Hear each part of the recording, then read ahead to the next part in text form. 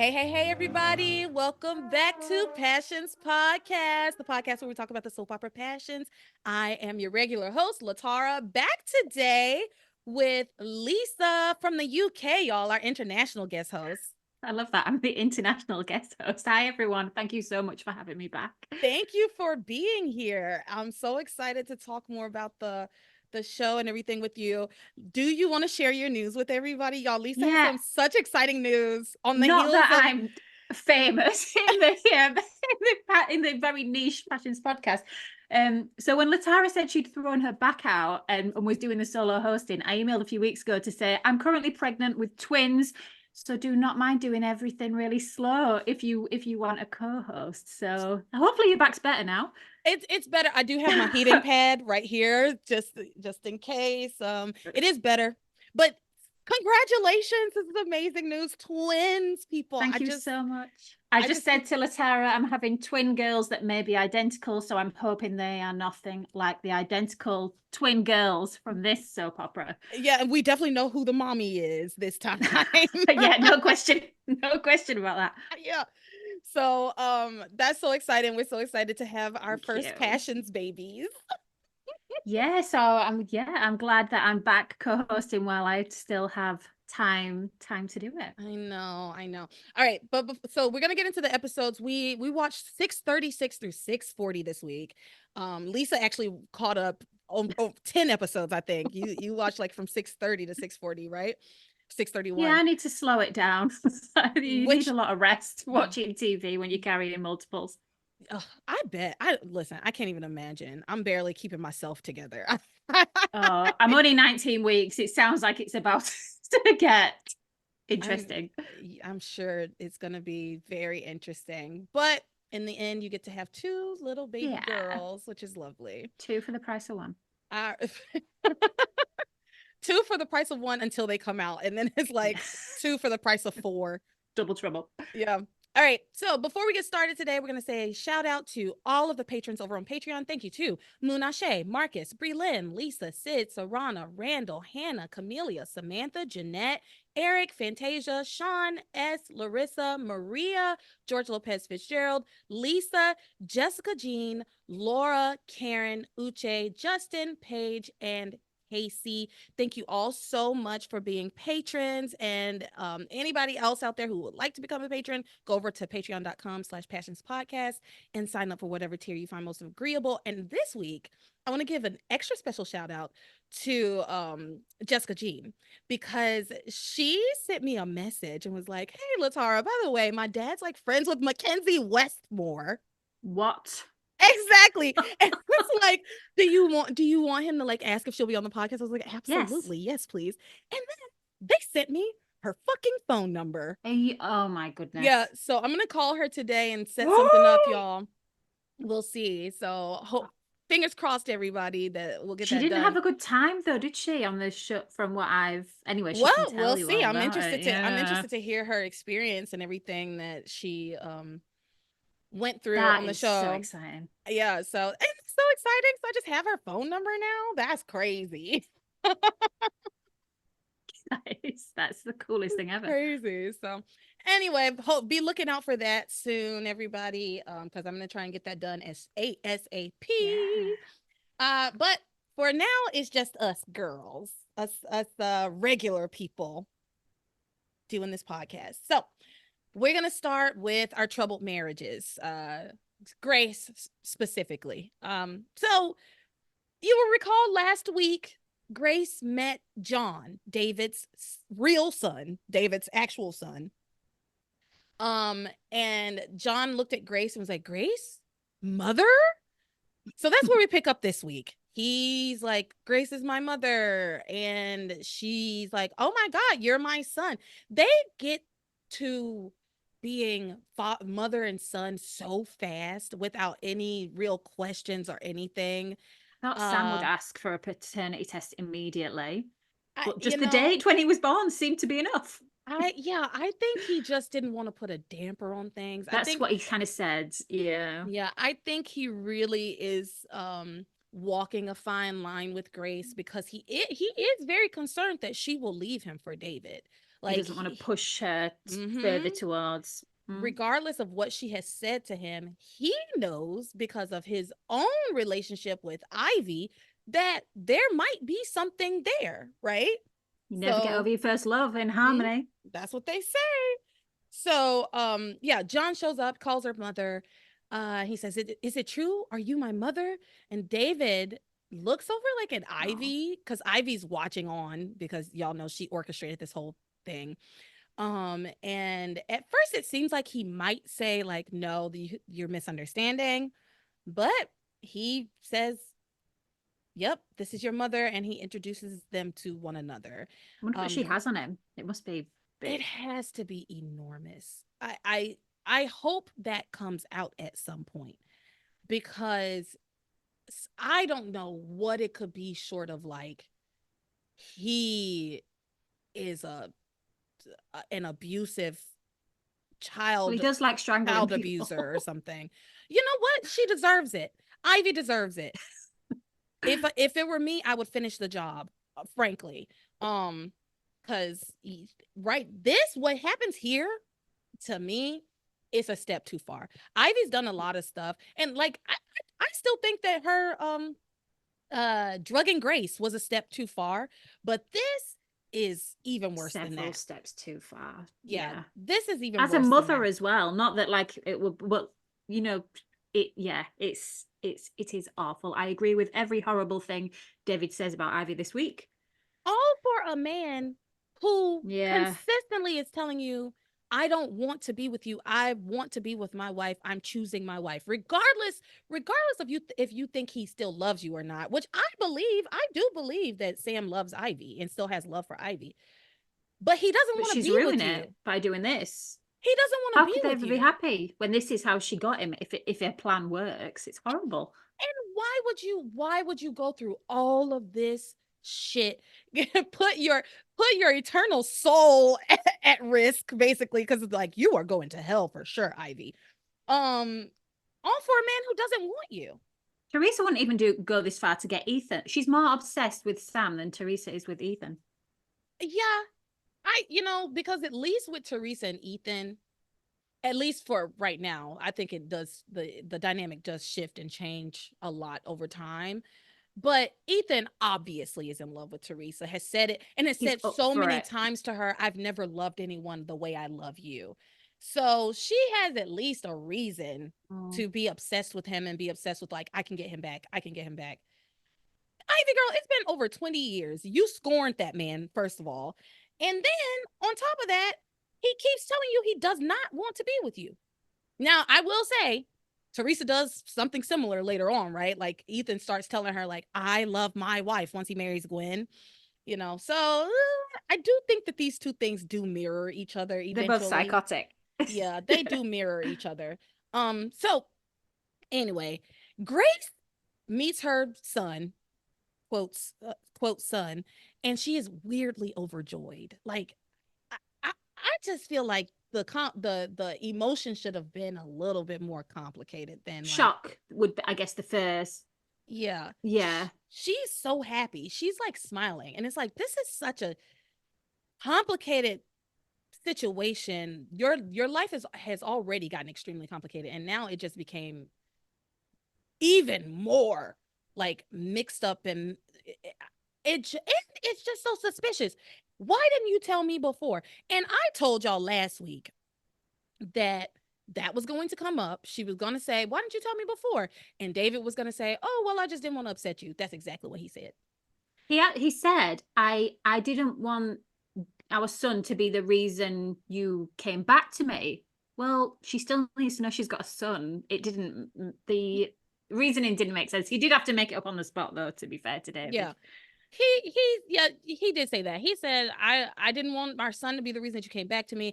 He also says, I didn't know how you would react. I was worried about how you'd react. Yeah. And she's like, how did you think I would react? She's over the moon.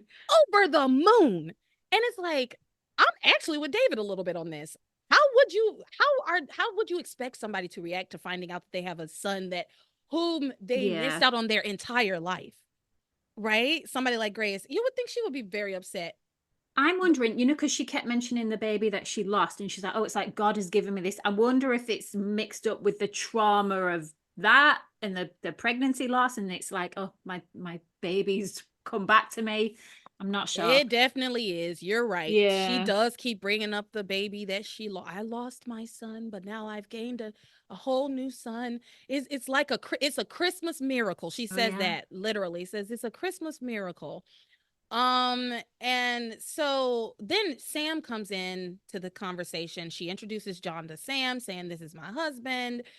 Um, Sam does put a little bit of a damper on things, which is, I think, is reasonable. He says, we don't know that John is really your son. Like, these are just two random men that have shown up out of the clear blue sky. And then John is like, well, here's my driver's license, because he had said that he was a sophomore in college, which makes him older than Noah, who apparently is a freshman in college, and he's been a freshman for 3 years now. We should have seen Noah by now. He should be graduated by now. We've been watching this show since 1999, and he has not been on the show. And they've been saying he was away at school. They've been saying he was away at school since 1999, but somehow he's a freshman in 2002. Was he in boarding school? I'm trying to make it work when I really That's what I used to say. He was at the school for wayward boys. So maybe he was at the school for wayward boys, never came home, and just went straight to college after that. He hates his parents. You know what, though? To keep having siblings popping up out of the blue. Kay says something later that cracks me up. So anyway, John is like, yeah, I'm a sophomore, and Grace is putting the numbers together, and she's realizing, oh, that means that you were born a year before my son Noah was born. He then shows them his driver's license to prove his birth date, and his birth date is a few months before Grace was lost in the fire, before she went missing, or before Sam found her. This was all very odd to me. They're rewriting a few things. Interesting timing for her to go and take courses in Boston when she had a newborn. Exactly. Last time I checked, David said that the story was she left to go to Boston to go to school, and he went off on an assignment, so he didn't know she had been missing until later. But both of y'all just went off in separate directions. Where the fuck was this baby? So he must have been with David. So that's the obvious choice, isn't it? Send it with the globe-trotting dad, not to conform to gender norms, but yeah, interesting choice. Yeah. And the way David talks about his work, he's on like remote locations, not exactly the best place for you to be taking a newborn baby. Sometimes there's no phone there. Yeah, he's out of touch. There's no phone. I won't be able to call you from my remote location. So yeah, they're rewriting this. It's a reach. Yeah. But then David explains that he didn't want John to be the reason that Grace came back to him when she asks again, like, why didn't you tell me I had a son? And Grace invites them to spend Christmas at the house with the rest of the family. And mind y'all, it is the middle of the night. They just finished midnight mass. Yeah, they just finished midnight mass. And so you're inviting these two men back to your house, to your kid, to tell your kids that not only do I have a different husband, you also have another brother on Christmas. On Christmas. Some might take it as a gift. Also, the time this week was psychotic because we start and it's Christmas. And then within a week. Within moments, it is New Year's Eve. It goes from Christmas Day to New Year's Eve. I can't get over it. I know we have to suspend our disbelief, but and am I meant to believe that Theresa went and got her abortion on New Year's Eve? And it was very close to midnight as well. Did you catch that? Ethan was like, it's nearly midnight. I want to kiss Theresa. Well, as I Googled the places around me, they're not open that late. In America, not sure. Absolutely New Year's not. Eve, probably not. You can barely even get an abortion in America. So good point. So the fact that she went on New Year's Eve at 10 p.m. to get her abortion is crazy. The time this week was warped. She wanted to be incognito. That'll do it. Probably not too many people to see her around there. Who's even working at the clinic? Who's dedicated at the clinic staff that day? Anyway, so she invites them to the house.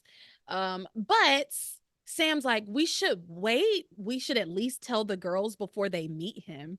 Yeah, Grace, girl, what are you doing? She's so excited. It's weird. And that's what she said. She said, oh, yeah, you're probably right. I'm just so excited. Yes, Sam is like, slow your roll, Grace. Think of Grace. I'm sorry. Grace is not doing it for me because, girl, what about your kids? Imagine what your kids are going to feel like. Take them into account from time to time. And she doesn't. No. She really doesn't take them into account from time to time. And like the things that she lets come out of her mouth, I'm just going to go back to her telling Charity, who was actually Kay, that I wish that Kay was more like you. You don't let those things come out of your mouth to teenagers. Even if you think it. Yeah. Even if you think it, you don't tell them that, because all that does is sow division within your house. That's you pitting your kids against each other. Yeah, Grace isn't doing it for me. So Sam's like, girl, we have to tell the girls first. Like, we can't just show up at 2 a.m. with a new strange man and just wake them up. Girls, get up. Here's your Christmas gift. I didn't take it like that. I imagined that Sam and David would go back to the B&B and then they might turn up the next morning. But that didn't happen anyway because they didn't turn up till New Year's Eve. Apparently they didn't see each other again for another 6 days, basically. They show up at New Year's Eve. John, before that, it's still Christmas night. John thanks David. He's like, thanks, Dad, for finding my mom. I've always wondered where my mom was. Like, I feel bad for this kid. I really do. He clearly has no understanding or clue about his mother, which leads me to wonder, what has David told him about his mom? Just that her name was Grace? I wrote that question down. What has John been thinking all this time on all those awful Mother's Days that he was motherless? What had he been told about where his mom was? We'll get to it. I'm sorry. I cracked up when he was like, the worst day at school was Mother's Day. First of all, Mother's Day is on Sunday. You don't go to school on Mother's Day. Mothering Sunday. Yeah. Yeah, we have our Mother's Day is like the second Sunday of every May. And so our Mother's Day is different, but our Father's Day is the same, which is so weird. That is weird. Yeah. And then our Father's Day, I think, is like the third Sunday in June. Yeah. But yeah, bless his heart. He's been through a lot, but I wonder, like, what do you know about your mom? And he seems like he's been really curious about her. So I know he's probably asked his dad lots of questions. Has David just never answered any of the questions about who his mom was? Obviously not. How did Ivy find this guy who had a motherless son who was amenable to blackmail? She did well. A motherless son whose mother apparently's name is Grace. Right? Because John hears the name Grace and is like, Grace, mother?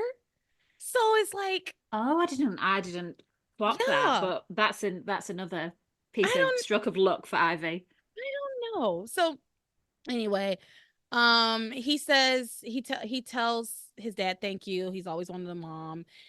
David then goes and verbally accosts Ivy when he he makes John just sit on a bench. He's like, how about you just sit here? I see somebody I know over there. You stay right here though.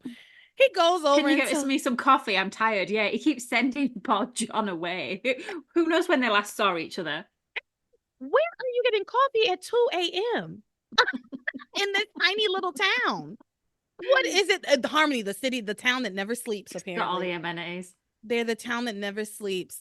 But yeah, he goes over to abortion clinic never sleeps, so maybe whoever's working there gets coffee to stay awake. They have to stay awake. I don't know. The timing in this show is crazy.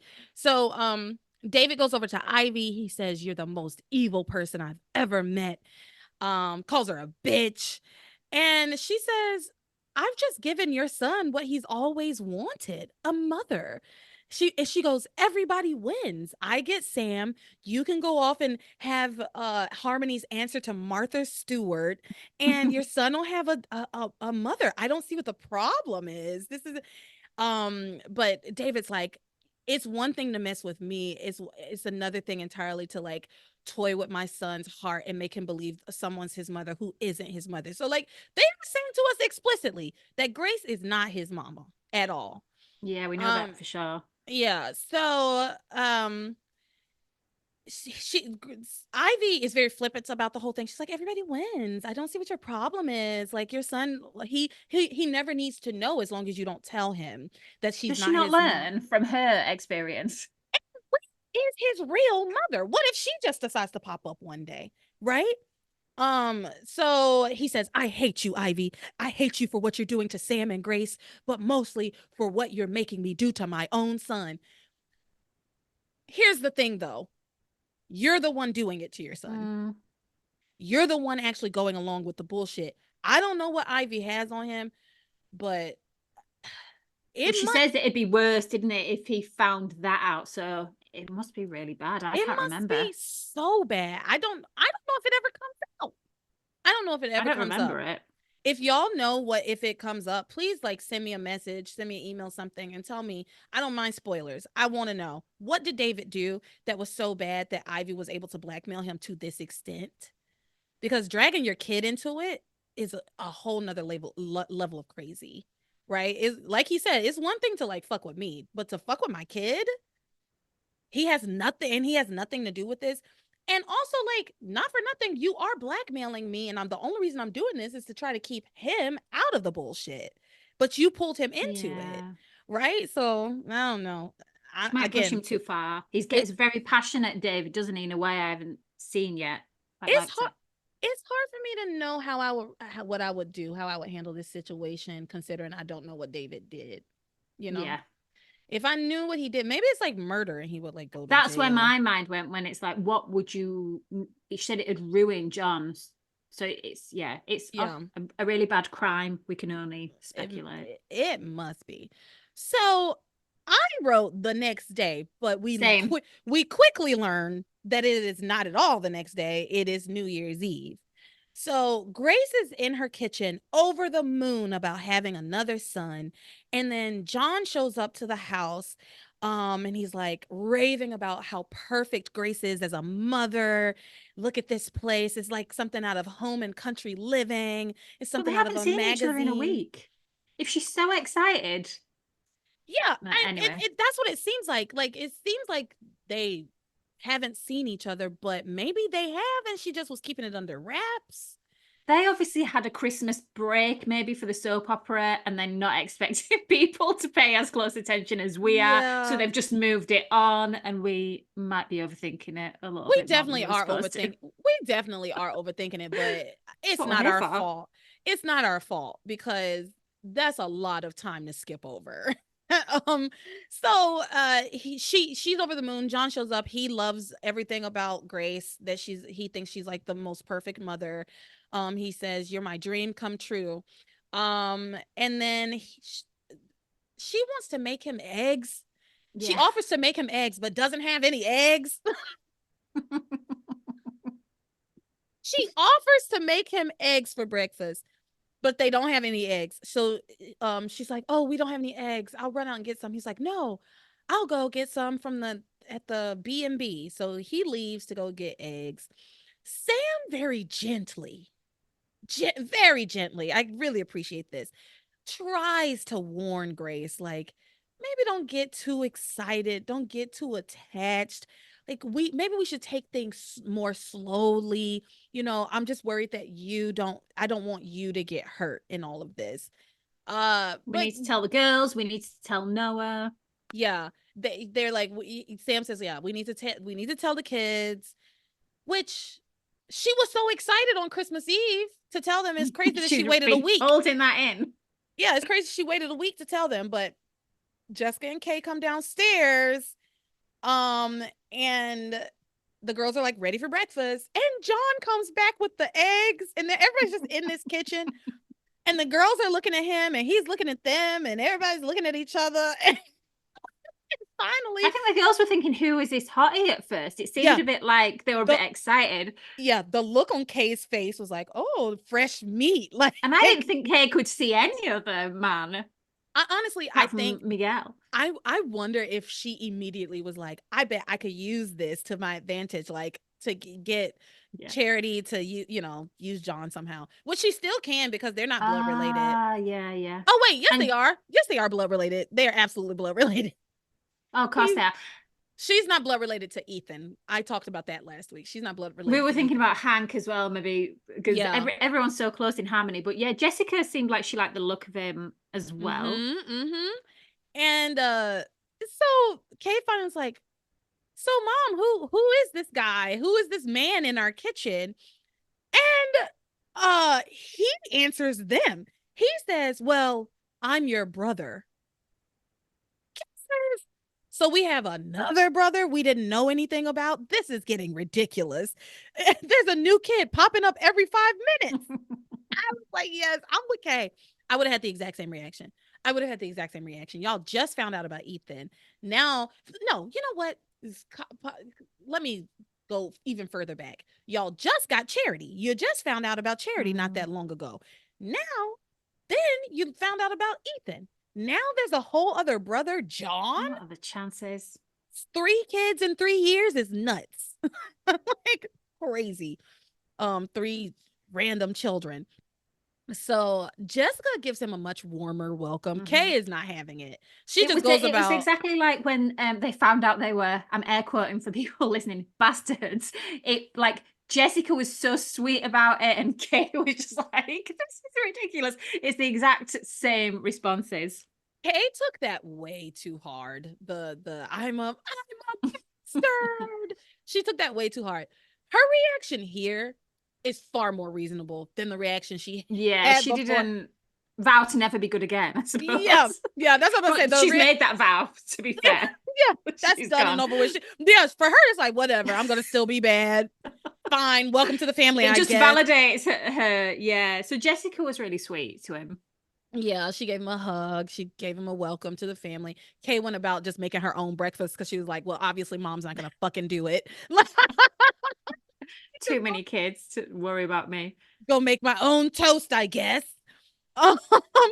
And so then they sit down for like an awkward breakfast. Grace invites John and David to have a New Year's Eve celebration at the house with them. Well, she invites John first.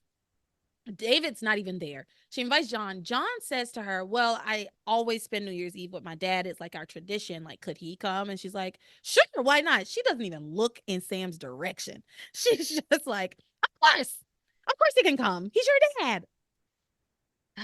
Well, okay.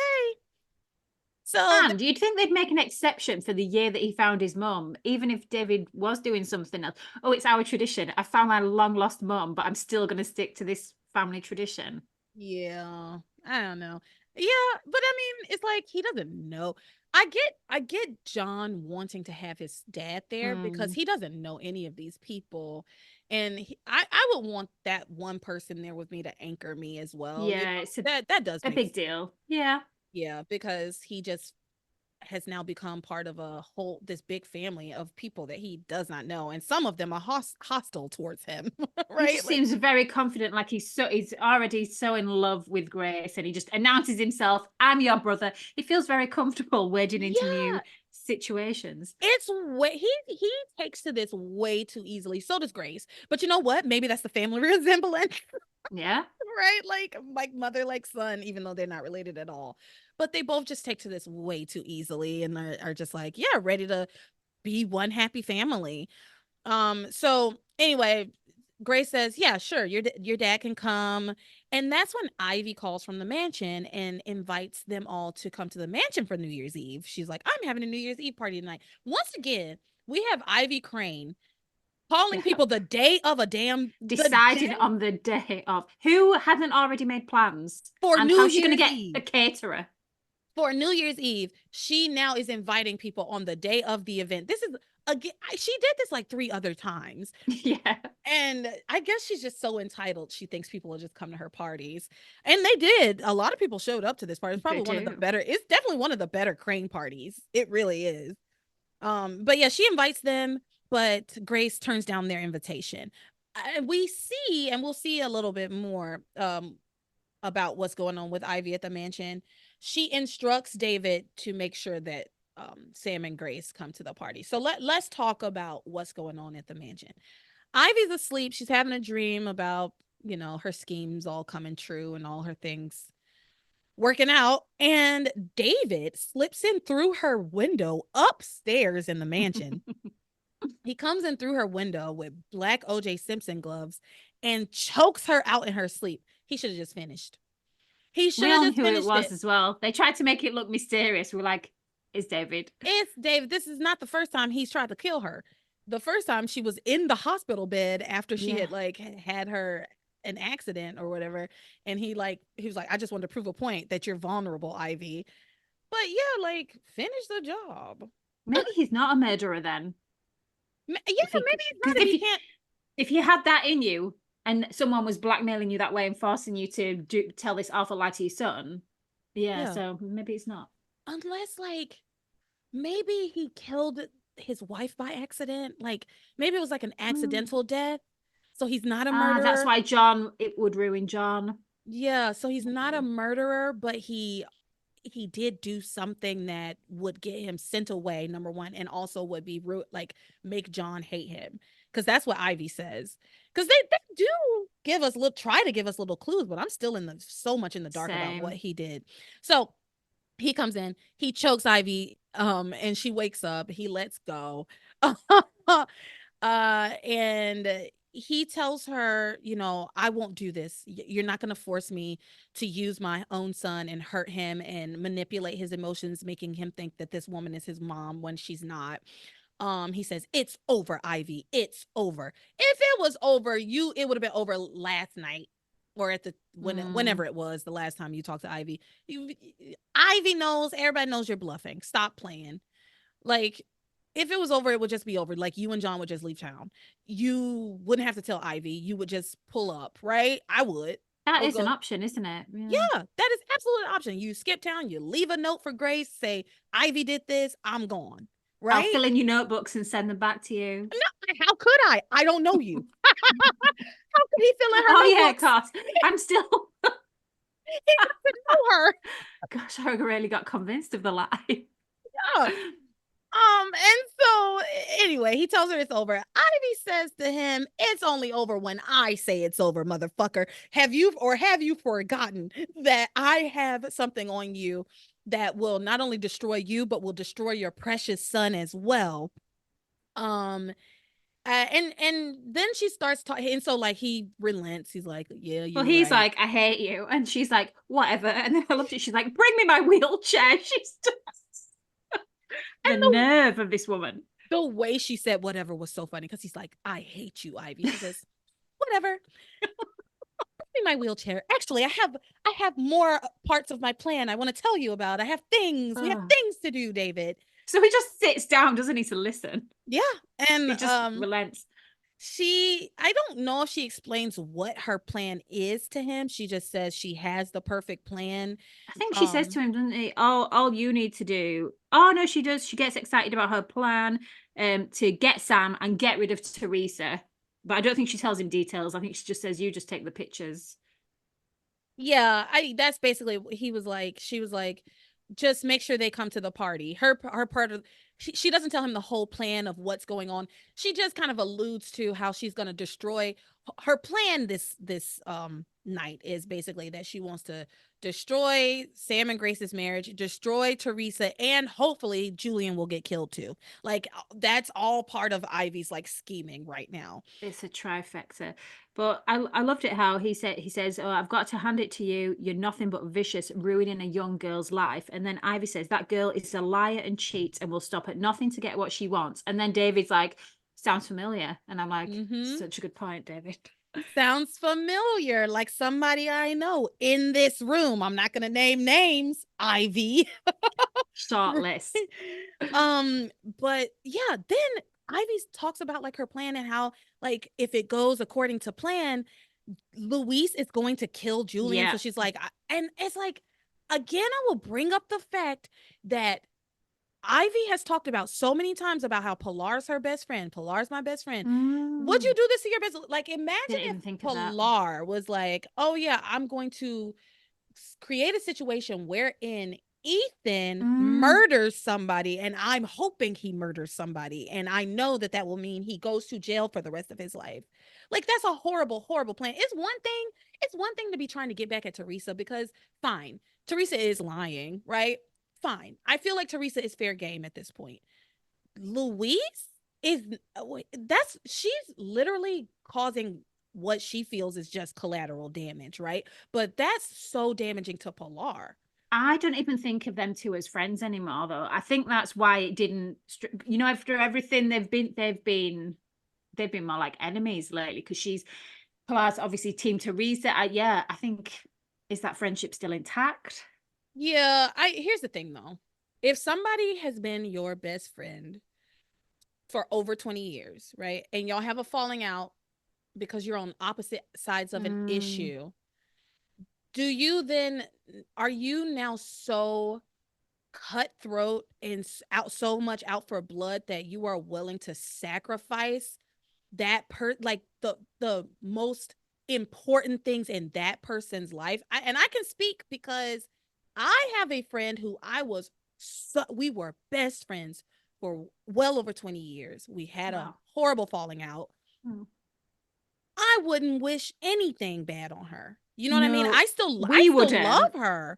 Yeah, I've had a serious friendship breakup as well. I get it. We would, but Ivy is cold as it is. She people are like chess pieces on a board to her. She's different to us, and it's good that we can't understand her.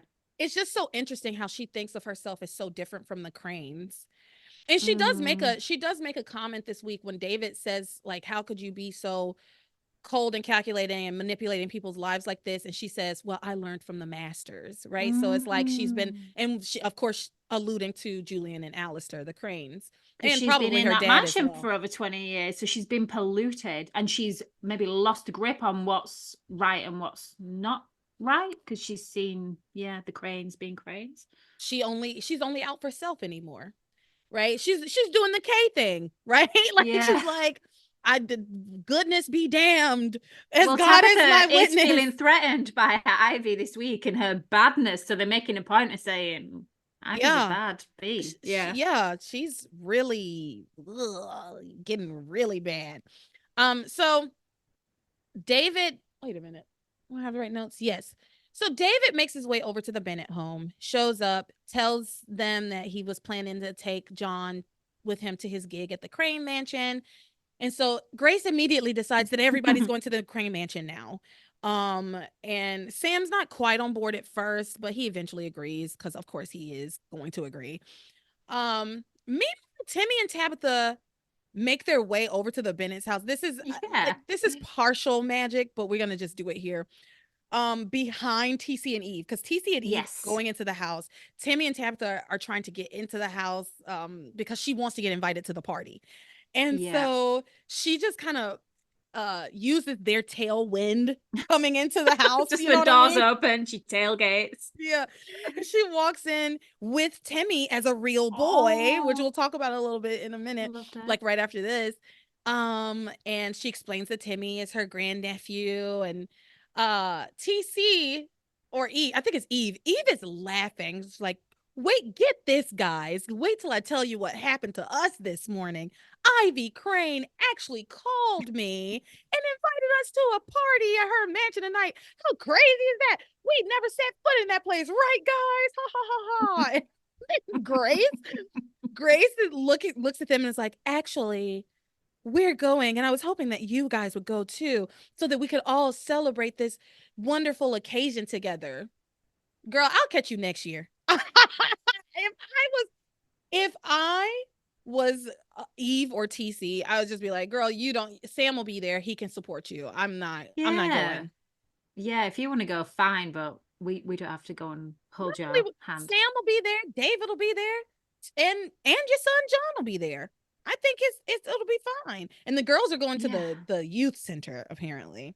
Um, so because Yeah, there's I a thought we dance were at the going to youth miss center. that. Yeah, I'm glad we got a hint of that later. Me too. I'm glad they even brought the youth center back Yeah. because we haven't seen it in a very long time. So yes, they all end up going to the party together, and at the party, John asks Grace to like dance with his dad. She's like, Weird. because she's like, oh, I love this song, nondescript song. She was like, No lyrics. she was like, this is my favorite song. Couldn't tell you how it went.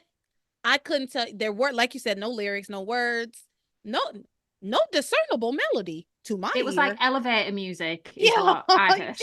yeah. That's just how bland Grace is, isn't it? Like that would be her favorite song. Well, John says this is my dad's favorite song Mhm. too, and so he's like, "Why don't you dance with Dad? I really just want to see you guys dance together." Yo, kid, I know you like are trying to make up for lost time or whatever, but this is just weird. You are Yeah. being a weirdo. Stop it. John Stop it. has no social skills. Yeah. You're David did not teach him well. you're a sophomore in college, which means he must be 19 or 20, right? Grow up. Girl, this is not the Parent Trap, and you are not Lindsay Lohan. Grow up.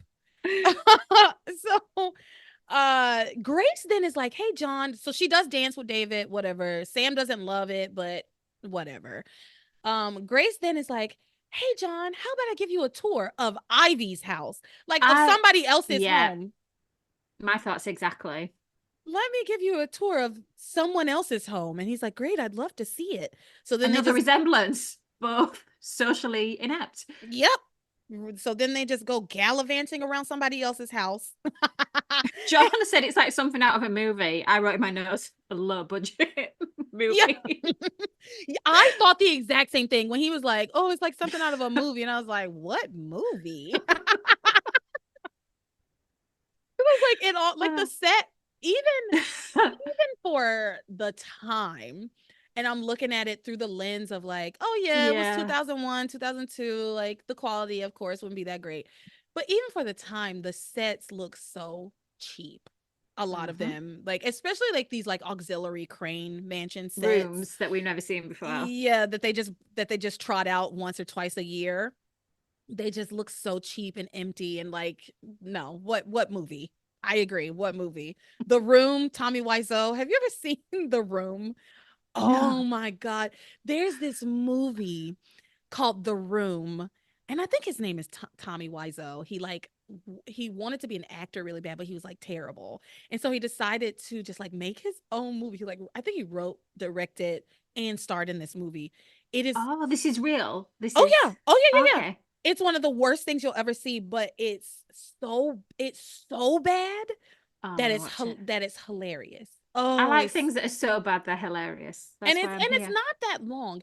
And here in the States, I'm gonna write it down. Every year on April Fool's Day, Cartoon Network, I don't know if y'all have Cartoon Network, but there's a channel called Cartoon Network, and late at night they had Adult Swim, so it was like only for older people. And every year on April Fool's Day they would play that movie, and I would watch it every year because it was just like a thing we used to do. But yeah, this set looks like it came out of The Room by Tommy Wiseau. Maybe that's the movie that John was thinking about. Maybe could be one terrible movie. So yeah, he then Grace. Okay, so she's giving him this tour, and then Grace asks John about like, I want to know everything about you. How was school? How was everything growing up? What are your memories from school? Which is just what such was a a weird memorable question. day at school? It was even more specific. Tell me about a memorable day from school. Well, because she pushes him. Because first she's like, "What memories do you have from school?" And he's like, "Oh, I don't know. I don't." He's like, "I want to stay in the present." Yeah. And then, yeah, he was like, the past is the past, the present is the present. But she presses him. She's like, so you don't have any memorable days from school? And he says, well, if you just need to know. And again, he still didn't need to say this. My most memorable day at school. Yeah, this was weird. My most memorable day at school was the same day every year, Mother's Day. And he was like, I was the only child at school who didn't have a mother. Everybody would bring their mothers to school on Mother's Day. Sunday. Mother's Day is on a Sunday in our country.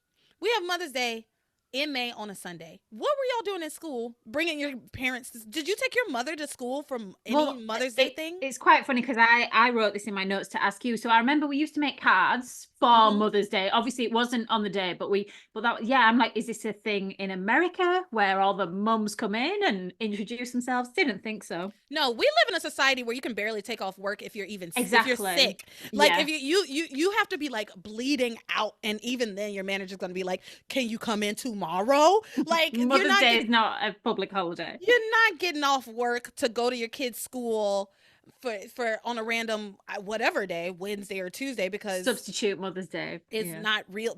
It's not even the real Mother's Day. Yeah, that is not a thing. But the Passions is trying to make it a thing. And so he says, I was the only child in school who didn't have a mother. And one time a teacher came around and all the kids were introducing their mothers, and she got to me and she said, "Where's your mother?" Why would a teacher ever ask that? But let me keep going. Yeah, if you'd think, wouldn't you, oh, something's going on here, I need to be sensitive to this. Hopefully. Yeah. He said, the teacher asked, "Well, where's your mother?" And another kid answered, "He doesn't have one. His mom left him because she didn't want him." Kids do say cruel things. Kids do say cruel things, but I'm going to say this right now. I in elementary school, I could see a middle schooler saying some bullshit like that. I really can. Elementary school, high school, I don't really see it. And maybe in the playground where kids are mean, but in the classroom in front of the teacher, would you? With their mom, your mom's sitting there, and you have the audacity to be like, his mom hated him, that's why she left him. No. Debunked. No, that didn't happen, John. No, there's no way that happened. There's so many layers to why this didn't happen, why this story is completely implausible. But you know what? He says it's true. So for Passions, it's true. Grace is overwhelmed with like sadness for him. She's like, "I'm so sorry that happened to you. It's my fault." He's like, "No, it's not your fault. You didn't know," because obviously she has explained her amnesia to him. I don't know if we talked about that. It was very quick. But she hugs him and she says, "You'll never be without me again." Yeah, you'll never be without me again, without a mother again. You have a mother for the rest of your life. And that's basically it. John does say to David at one point that he was hoping that David and Grace would get back together. Grow up, buddy. Grow up. Like I said. Why would you want? Yeah. You're not Lindsay Lohan. This is not the Parent Trap. I guess wanting to have something that you didn't have in your childhood to try to like heal that like emotional childhood wound. But again, there's 3 other kids, so again, quite selfish, I guess. From John, he wants her to leave that family, I guess, and be with him and David. Yeah. He said they had their time with her. Yeah. they had their time with her. It's my turn. It's John's turn. It's finally my turn. Okay. And David said he doesn't know, so David might be thinking about just going with Ivy's plan for them, I guess. Yeah, I mean, David is going with Ivy's plan for them. He is. He's doing it. He's doing all the things she's asked him to do. He didn't have to make them come to the mansion. And he did admit to her, didn't he, that he loved Grace, or Ivy figured it out. Yeah, Ivy has figured out that he has like feelings for Grace. Yeah, he's on one hand, I can appreciate that he has now verbalized and announced to Ivy that he's against all of this and he doesn't want to break up Sam and Grace, but you're still doing it. Like, regardless of how you feel about it, you're still doing the actions, which everybody knows actions speak louder than words, right? And now that John's in on it, he probably does, John is so besotted with Grace, he probably doesn't want to take that away from John. And he's just digging a deeper and deeper hole for himself. He really is. He really is. So he can't get out of this easy, unfortunately. He still could get out of it a little bit easier, but the longer he lets John attach himself to Grace, the harder it's going to be. It The really more is. unforgivable. And even I think it's crossed that point now because they're so fast, aren't they, with their mother-son bond. So weird. So weird. But that's where we ended with them for this week. You have anything to add to that? Nope, that's where it ends. All right. So now we're gonna talk about our magic this week. There's not a whole lot with Charity and Kay and all of that. I do think we're gonna get a lot of it next week though, because we Yeah, and the bit we finished off got with was them this good. week.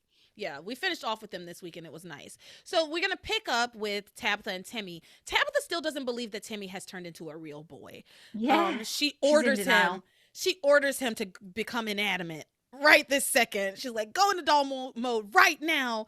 But he tries and it doesn't work. And then His Timmy Christmas goes wish. to, and she still doesn't believe him. She still doesn't Mm. believe him until Timmy goes to make a batch of martinis. He drops the glass and he cuts himself. And he's like, "Oh no, Timmy is hurt. Timmy cut himself."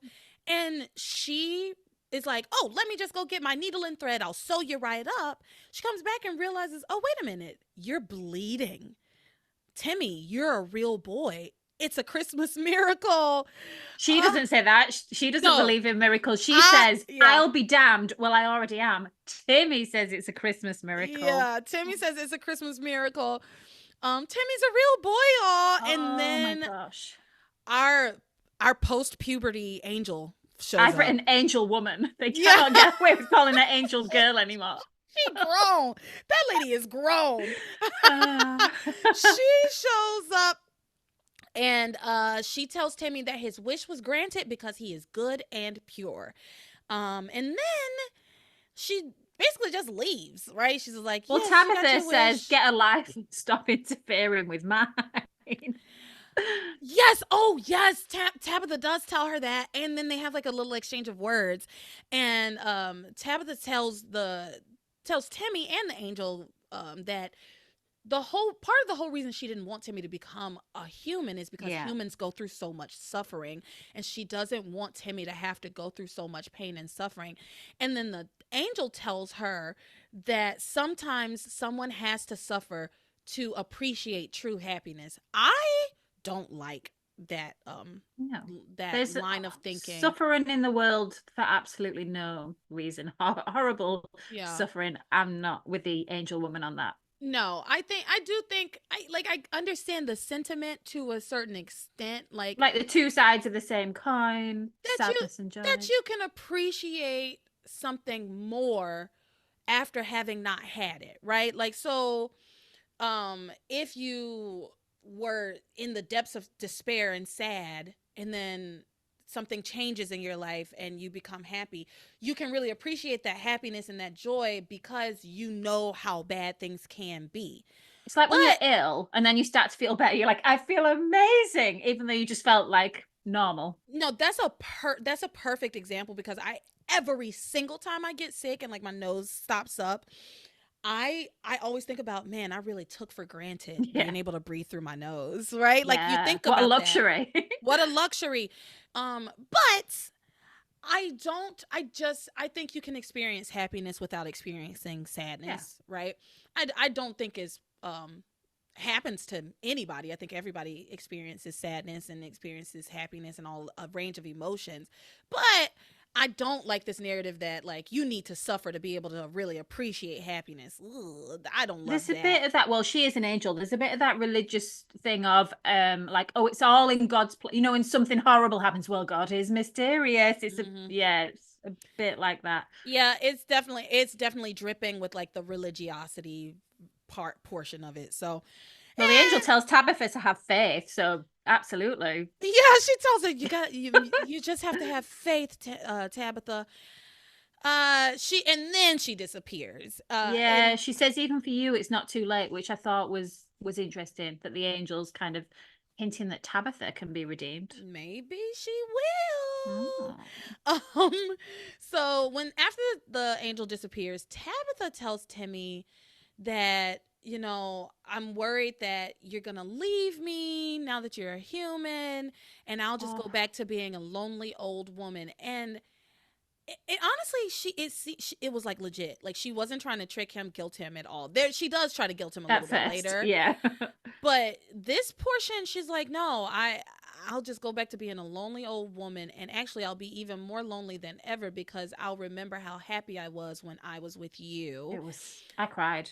And she says, and on top of that, I don't have my powers anymore, so I can't make another Timmy doll. And even if I could, it wouldn't be the same because you're unique. And then she says, I love you, Timmy. Oh, it was so nice. It was so sweet. It was so lovely. Did you It, cry, or was it just me? I teared up a little bit. I Yeah. did. I teared up a little bit because it was really heartfelt. It was really heartfelt, and on top of that, I also have like the unfortunate I know the unfortunate future, right? Like I Yeah, I know think what's that's what made it coming. even more moving. Yeah. Yeah. I know what's coming for Timmy. So it's like, oh, poor and Tabitha. I know what's coming for Timmy and Tabitha, and it's so sad. And so she says, I'm just worried that you'll leave me, and I'll go back to being a lonely old woman. I love you, Timmy. And Timmy says, I would never leave, Princess. I just want you to be happy for me. That's it. I just want you to be happy for Timmy. And then the next day, which apparently is not the next day, it is New Year's Eve. Um, Timmy really leans into the whole real boy thing. He's changed his clothes. He's taken off his gloves. He's got a baseball cap on, turned back the wrong way. Loved He's it. listening to his Walkman. He's like talking about maybe I'll ask Miguel if I can join his baseball team. He's just like excited to be a real boy. Maybe Tabitha can join the PTA when Timmy goes to school. Yeah, he says we can have a normal life together, Tabitha. And as soon as he says that, the scroll appears, the magical scroll appears. This was hilarious to me. This scroll appears, and then Tabitha just says that the scroll is telling them about that there's something horrible is going to happen at the New Year's Eve party at the mansion. It's going to destroy a lot of lives and a lot of love. Tabitha, of course, is thrilled. Timmy's not on board. He's like, we shouldn't go to that party. And then the scroll lays down on the table, and while they're having a conversation about like whether they should go to the party or not, it starts to like rattle. And so Tabitha goes over to the table to check it out, and then a revolver just like appears out of the scroll and points itself in Tabitha's direction. She stares directly at this gun, and then it shoots her. I don't know. It's something about that. I cracked up. That was so random. It was just so random. Because I was like, what are we going to do with this gun? What is this gun? Yeah, because the gun manifests as well, doesn't it? Yeah. Yeah. And so Timmy, of course, is terrified. He's like, oh my God, Tabby! He runs over and says he's gonna call 911. And as soon as he's about to go for the phone, she grabs him, wakes up, and she's like, oh, silly boy, it's just a witchcraft gun. What does that mean? And so for me, I was like, okay, does this mean she's gonna be able to use this gun and like cast spells? Like, is she gonna because she like holds the gun, doesn't she? Yeah, I thought she was gonna use it to shoot people with magic. Like which would have been really cool. But this gun, y'all, apparently this gun is simply just an omen. Like, it is nothing. I don't know why it shot her. Like, because I thought, well, maybe the gun shot her and it gave her some magic to use just for the night. They didn't do any of that. She said it just gave her a bit of a start at first. Yeah. And she explains that the gun means that someone is going to get shot at the mansion. Someone will be murdered at the mansion tonight. Someone's going to get murdered tonight at the mansion. Again, Timmy's like, I don't think we should go.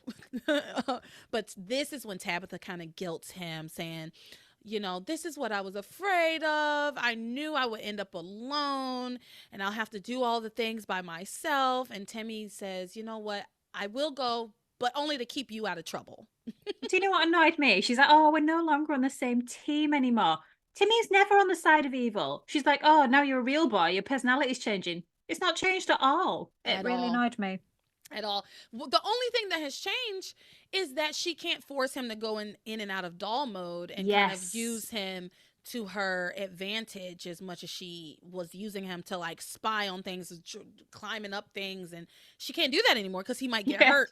Said I'm going to be hiding on my own now Yeah. in all the dark corners. She's not gonna. He can hide with her, but he can't like climb up on the roof like he had been doing, and all the different things. He was always just. She was putting him into more peril than she was in because he was just a doll. Yeah, she could always sew him back. Yeah, yeah, and he couldn't really get hurt. So Timmy says, "I'll go to the party, but just to keep Tabitha out of trouble." So then she manages to get herself invited to the party, and at the mansion, she's like lurking around. She sees TC, and he's in Julian's study. Do you know why he was there? No. Me either. I couldn't for the life of me figure out. I know why he was in the study. He went to call the youth center to check his sugar bear was okay. Okay. And she was having a good time. Is there only one phone in this place? Does he not have a cell phone? You're married to a doctor. What year is this? Yeah, he should have had a cell phone. Eve absolutely has a cell phone, so why doesn't he? She's a doctor. He's just a coach. He's just a coach, but your doctor wife wouldn't buy you a cell phone, right? And your kids have cell phones, but you don't? Like, Whitney and Simone both have cell phones. Why doesn't TC? Why is he using the phone in Julian's left his study? cell phone in the shed. Leave him alone. Leave him alone. Oh God. So anyway, yeah, thank you for telling me why he was there. He found himself in Julian's study to call and the music was too loud in the main party. That's why he had to go in the library. I've decided. I'm not going to be on Team TC in a minute where this episode goes. I don't know why I'm sticking up for him so much now. He should have just stepped outside. Anyway, he goes to it's snowy out there. That you actually have a point because it was driving me crazy the way Sheridan, Antonio, Luis were just like wandering around outside, and it looks like it's freezing outside. Sheridan was like, it's getting cold. It's like there's a snow on the ground that has not melted. It's below freezing and has been all night. New England on January 1st, I imagine, is frigid. So yes, TC's in the office or in the study, Julian's study, and Tabitha has followed him there, sees him there. She's like, oh, I still have some magic dust left over from when we were in Hecuba's lair. So you just carry that around with you? She probably just took it to the crane party because it's a special occasion and she knew she could get into some hijinks. It's a special occasion. She had to come with that powder. Tabitha knows how to bring the party. It's New Year's Eve. She came with the party favors. Oh my God. She did say it was going to be a great New Year's Eve. She came with the magic dust for everybody. Okay. Tabitha knows how to party. So she blows this magic dust into the study, and it causes TC to... actually, I'm not entirely sure. At first, I thought TC was like having a hallucination, but then it seemed that actually it brought TC's dad back to life for a little while. That's what Tabitha kind of said. That's my belief. And I don't think his dad was giving him good advice, if it was really his dad. Or did the magic dust affect his dad too? Right. I'm not entirely... in a bad way? I'm not entirely sure. Because at first, for the majority of like this whole thing, I thought that TC was just like in psychosis, right? Yeah. And that it was... Tabitha's psychedelic dust she dosed him with some kind of drug, and he's like having a psychotic episode. That's what we thought, but then we learned that the boundaries between the two worlds were blurring, and it was in fact his pops. You think? That's what Tabitha says. She says because Timmy asks her something about it, and she says, the dust was able to bring back his father for a little while. Yes, I brought him back for tonight with the help of the magic dust. Yeah, so it really is TC's dad talking like that. But the first time, whatever, it doesn't matter. We see where TC gets his anger issues from, basically. Yeah. So the dad shows up, asks TC, what the hell are you doing here? What are you doing in Julian Crane's house? He says, when you should be, let me see where I am in my notes. Okay, here it is. He I says, changed it over to the Julian section, I think. I know, it Yeah. all got so mixed up. But once we got to the party, everything got so mixed up. So, he says, TC's dad questions, why are you here at the Crane Mansion? You know my death was Julian's fault. Instead of partying at this house, you should be seeking vengeance. For me, he says, it's time for Julian Crane to die. And TC, to his credit, fights against this psychosis. He's like, you're not really here. This happened once before. My wife, the doctor, told me that I was just having like hallucinations. It was my subconscious. Yeah. And his father insists that, he says, I am real and I can prove it. And he says, basically gives him some instructions and says, you'll have all the proof you need if you just do X, Y, and Z, right? So he points him in the direction of the safe. He's like, move that picture. There's a safe behind it. He moves the picture. There is, in fact, a safe behind it. And the dad's like, see, how would I have known that there was a safe there? Or how would you have known that there was a safe there without me telling you, basically? And he told him the code. Yeah, then he's like, and I bet you don't know the combination, right? Here it is. He gives him the combination. TC puts it in. It opens immediately. He then directs him to the back of the safe and is like, go further back. He knew everything that was in the safe. Yeah. And then TC pulls out a piece of paper, and it is a receipt from a body shop for the day before, or for the day after his accident that ended his career. Because again, for those of you who don't remember or don't know what TC's issue is, because we have not talked about it in a long time, and it is not it's not a giant plot point. But it is important. TC's whole issue with Julian is that he believes that Julian was the person driving the car that caused it, and he purposefully caused an accident so that TC wouldn't be able to compete against him in tennis. That effectively ended his tennis career, and effectively killed his dad, because his dad died of a broken heart because his son couldn't play tennis anymore. I mean, get your priorities together. Your son is still alive. He was in a horrible accident. You should be grateful he's alive. You know, probably not a common cause of death. Yeah, I got a broken heart. Yeah, well, your son was in a horrible accident, and he's still alive. He's still mobile. He just can't play tennis anymore. Big fucking deal. I mean, it is a big deal. Don't get me wrong. Yeah, but it is a big deal. But enough to like take you to your deathbed. Again, you'd think that'd make him value the people he had in his life and my son's still here. This is amazing. Rather than thinking, I'm going to die of a broken heart because he can't play tennis anymore. All because you can't play tennis anymore. That, honestly, if I was TC, I would be more upset that my dad was more concerned about my tennis career to the point that he would rather die than just see how he spends the rest of his life. Then to just like spend the rest of his life with me alive and not playing tennis. Is like, if you're not playing tennis, it's not worth me being here. If you're not playing tennis, you're not worth me being around for, basically. Like, but then he did kind of transfer that onto Whitney in the early days. Yeah. Well, I mean, TC's got some trauma, right? Yeah. Like, he feels like his value was wrapped up in his tennis career. And he has just, like you said, transferred that onto Whitney. Like, her value is wrapped up in her tennis career. Intergenerational trauma. They need to break these cycles. Break the generational curses. Whitney seems to have broken out of that. We haven't seen Whitney play tennis in a while. At all. She's too wrapped up in Theresa's bullshit. That's all.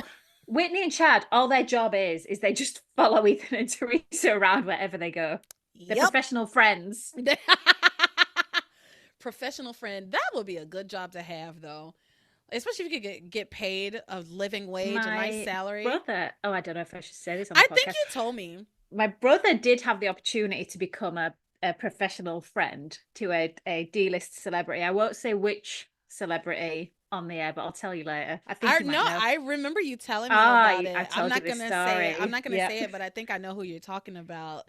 And she yeah, anyway, or they, who knows who it is. But yeah, like being a professional friend with a good salary, like a 60, 70K a year, and all I have to do is like, hang out with you and laugh at your jokes and tell you you're great. I would do that.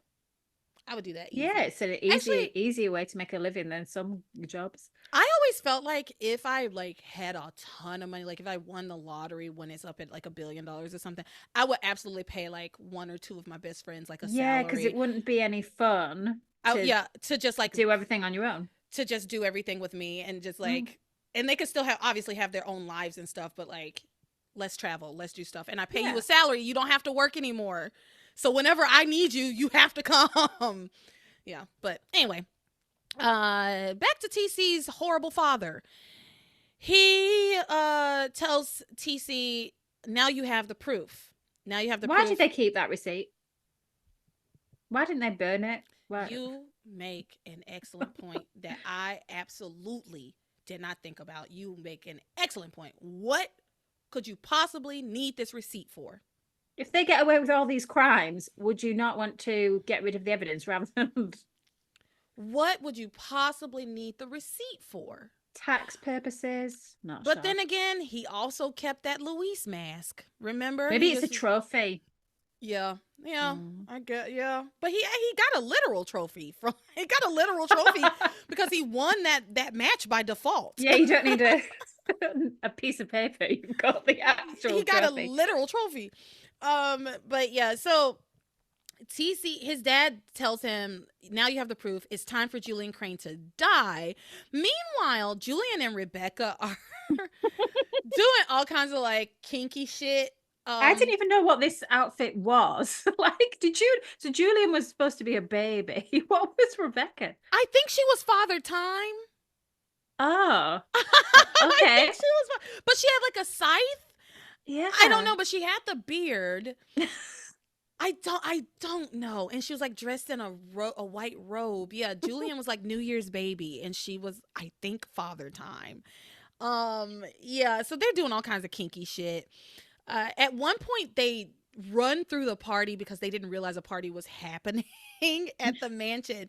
So They Julian wanted a private New Year's celebration, didn't they? Yeah, Julian humiliates himself in front of everybody running through his own mansion in a diaper. Did It was you notice great. that everyone was laughing except for TC? Like everyone was laughing, but TC had such a serious look on his face. TC doesn't find anything Julian does funny. Not a single thing. I don't care. And afterwards he was like, seeing Julian humiliate himself almost Yeah. makes coming to this mansion worth it. But yeah, that actually happened before TC went to the library, right? So then Julian and Rebecca Okay, go back up to their room and they are again back to doing kinky shit. Yeah, I'm seriously worried about Becky's down there area. They're doing it too much. They did it in the gardens earlier. She's gonna be sore. She doesn't care. She's got that rejuvenate or whatever they do. Well, The I thought that laser. once she got her Pookie married, I didn't think she'd be so into pleasing him, but maybe she is just really Well, because horny for here's the Julian. thing. Here's the thing. I think she is truly horny for Julian, but I also feel like Rebecca is the kind of woman who believes that as long as you keep your man happy and satisfied, like he'll do whatever you want him to do. And so for her, it is a control thing. Yeah. And also you will notice that a lot of times in their role play, she's like the more dominant figure, right? Yeah. Like, so again, I Yeah, think she's into it. Yeah. I think it's for her. I think it's more about control than anything else. That makes sense. But they have a little break from their sexy time, and Julian gets super somber. He starts looking out the window. Yeah. He talks about how it's New Year's Eve, and New Year's Eve, I'm always haunted on New Year's Eve because I once had a nanny who told me that on New Year's Eve, all your bad deeds will come back to bite you. And I As wonder, ghosts. yeah, I wonder if is Sheridan out there wandering the grounds, ready to haunt me, like.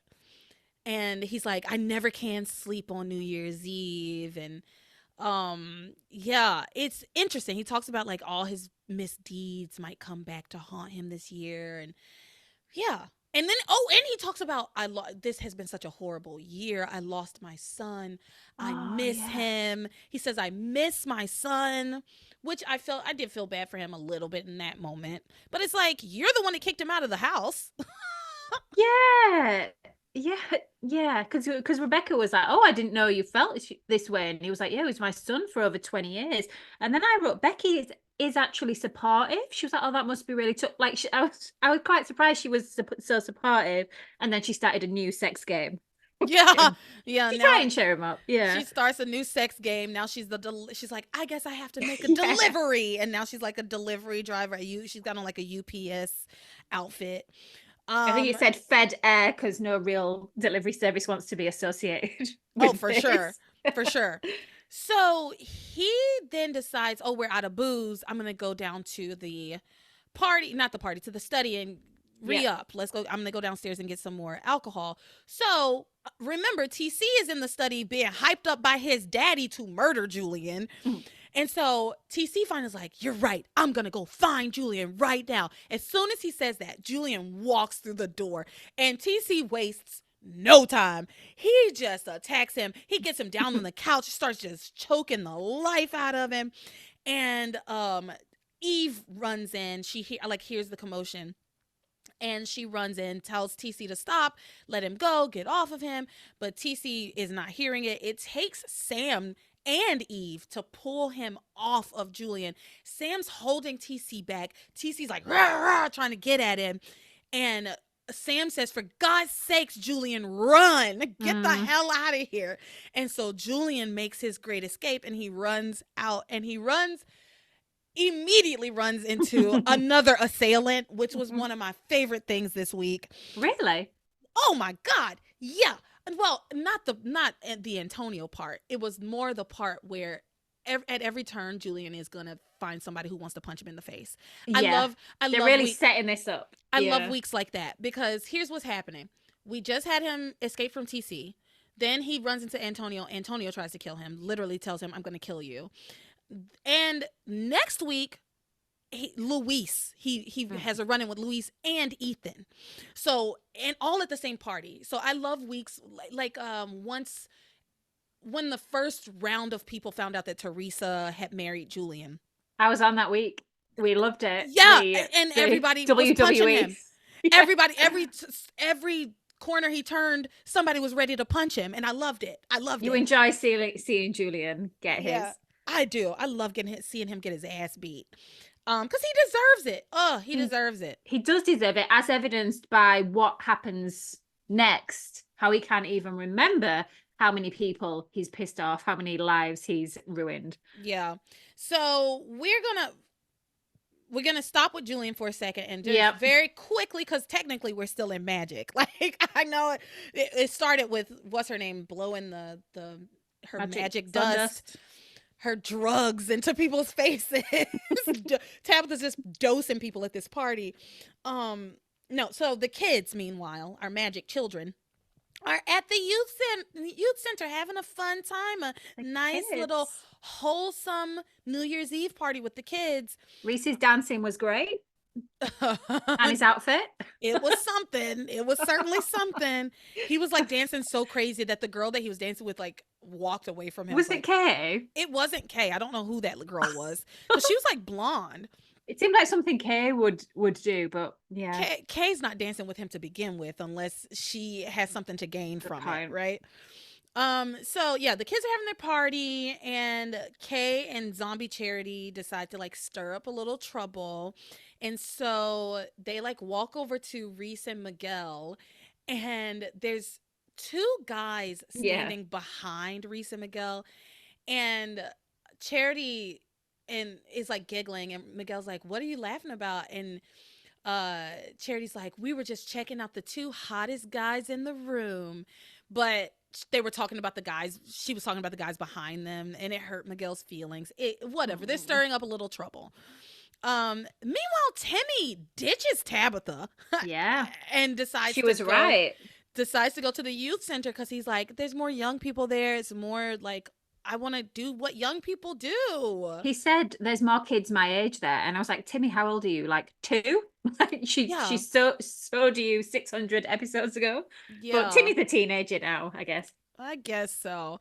And so he shows up to the youth center, and I now loved it. everybody's learning that this is Timmy, Tabitha's grand Great nephew. nephew, yeah. Yeah. I was so happy for the actor that he got to interact with more people than Tabitha. He must have Yeah. loved it. Yeah, me too. And so they Jessica and Simone decide to go over and dance with him. It's like, do you Oh, want to I loved it. dance? And then all the other girls start to want to dance with him too, because they're Hmm like, you're so cute, and they're just like Timmy's the dancing with hottest him. thing at the party. And yeah, but zombie charities Oh, this was says something awful. so mean, where Kay, Reese, and Miguel are like standing there chatting, and they're talking about everybody's dancing with Timmy. He's having a good time, and she says, "I don't know why they're wasting their time with him. He's pretty short, right?" It's like, girl. And Miguel got so upset. He was Yeah. like, "Charity, that's so mean. What's happened to you? You've changed." She was like, sorry, was I being politically incorrect? And he was like, you've never used to say unkind things about anyone. Like, you've been an entirely different person lately, which of course Mm-hmm. we know she Yeah. is. He says we're not connecting. Why are you so different? And that's kind of where we leave it with them this week. So they're ramping up to some stuff for next week, which looks like it's going to be really exciting. I will say, he said you never used to say anything unkind. I don't know. She was being real mean to Kay when she thought Kay didn't have a soul. Like really Yeah. mean. Yeah, so she did apologize, but to say she's never said anything unkind is not true, because It is a stretch. she But was they not forget kind to Kay. details in this soap opera that we as loyal fans remember. Because when the angel girl left Timmy, she was like, Timmy, be as good as you were when you were a doll. And I said, did you forget about the cutlery theft from the Crane Mansion and calling Reese geek boy? Like, Oh, Timmy is good, but he had his moments. he's definitely had his moments, and he's been an accessory to thousands of Yeah. Tabitha's crimes at this Yeah. point, right? The So powers that be, no, it was unwilling. But also, if you don't mind me just mentioning at this yeah. party, because I thought it was quite funny how Reese tried to out Timmy. Reese was like, "It's Tabitha's doll come to life," and everyone was like, "No, this is Tabitha's grandnephew." And then Jessica was like, "Do you want to dance?" And he was like, "Sure, Jessica." And Reese was like, "Aha. How do you know Jessica's name?" And then Timmy was like, well, my auntie sent me pictures of all the Bennetts in a letter, which was a bit weird, but everyone let it go. Well, Tabitha's And weird. Tabitha's a weird lady. to be expected. And then Reese was like, and what's all this talking in the third person? Which I liked. Well, I didn't like he said it. It was mean, but I'm like, that's what we all want to know. But anyway, Jessica was like, I think it's cute. Come on, let's dance. I just thought it was funny how Reese was trying with the theory again that everyone just discards. Listen, my thing too at this point is like, where is the doll? Right? Well, the doll doesn't exist anymore. Oh, that's what you would say. Yeah. So Tim, you modeled the doll after Timmy, but where is the doll now? We never see the doll anymore. And I get That's a like good point. not knowing where it is. Like most people would be like, I imagine she left it at home. But I will say, last week, Eve saw the doll and then she saw Timmy and no doll. Yes, I thought that. It was a Tabitha and the doll that turned up to the party, but then suddenly Timmy was at the hospital. Where was the switch? Mm-hmm. Maybe she swapped the doll with, maybe when the grandnephew comes to stay with Tabitha, she gives the parents the doll to remember their son by. It's like an exchange student. Yeah, that's hilarious. All right, so let's move on to Sheridan and Louise. Shoeies, what's going on with these two people? Let's be clear. My only notes about the two of them is Sheridan and Louise. I have two notes. One says Sheridan and Louise miss each other at the wharf. And then I have a note that says Sheridan and Louise miss each other on the grounds of the mansion. That's it. They try and make us think that they're gonna see each other. Something's gonna happen. Multiple times. I know it's bullshit. You skipped a lot. I've probably got multiple pages, and then I'm like, I've written. I'm stopping taking notes now because every time they try and psych us out, it's getting boring. I did not take a single note on any of the things that Sheridan and Louise did separately as it pertained to either one of them. Not I guess a single if you didn't note. know what we know, it would you would be on the edge of your seat as the audience, but we know that We know. it's not going to happen. Yeah. We know it's not going to happen. So y'all are not going to get me, Passions. So let's talk about Antonio, y'all. It's funny because Lisa asked me before we started recording. She said she was wondering if I had like softened towards Antonio this week, and the answer is absolutely not. I like him even less. I like him even less. Let's talk about it. Antonio has broken in to Pilar's house, right? Of course, he found a key. And let himself in the middle of the night. Same place, same spot of the emergency key. Some things never change, he says.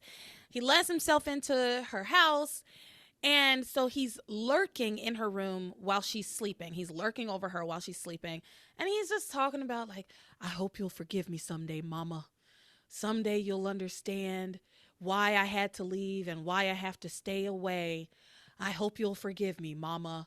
And then he leaves the necklace of I think it was Lady of Guadalupe, that Sheridan or Diana had given to him to give to his mother. He leaves it on her nightstand. Now, she had wrapped it beautifully. Let's be clear. She had put it in a beautiful wrapped box. He just left the necklace there. He took it out of the wrapping. He did. He did. He unwrapped it and he was like, "Oh, Diana, how did you know this gift is perfect?" So I guess he'd wanted to see what the gift was. Yeah, but leave it in the box. Close the box back up. It was beautifully wrapped, and like it was like he pulled the box apart. He could have put it back together and left it on the nightstand. He didn't do that. He just left the necklace there. And this is I don't know how important it actually is.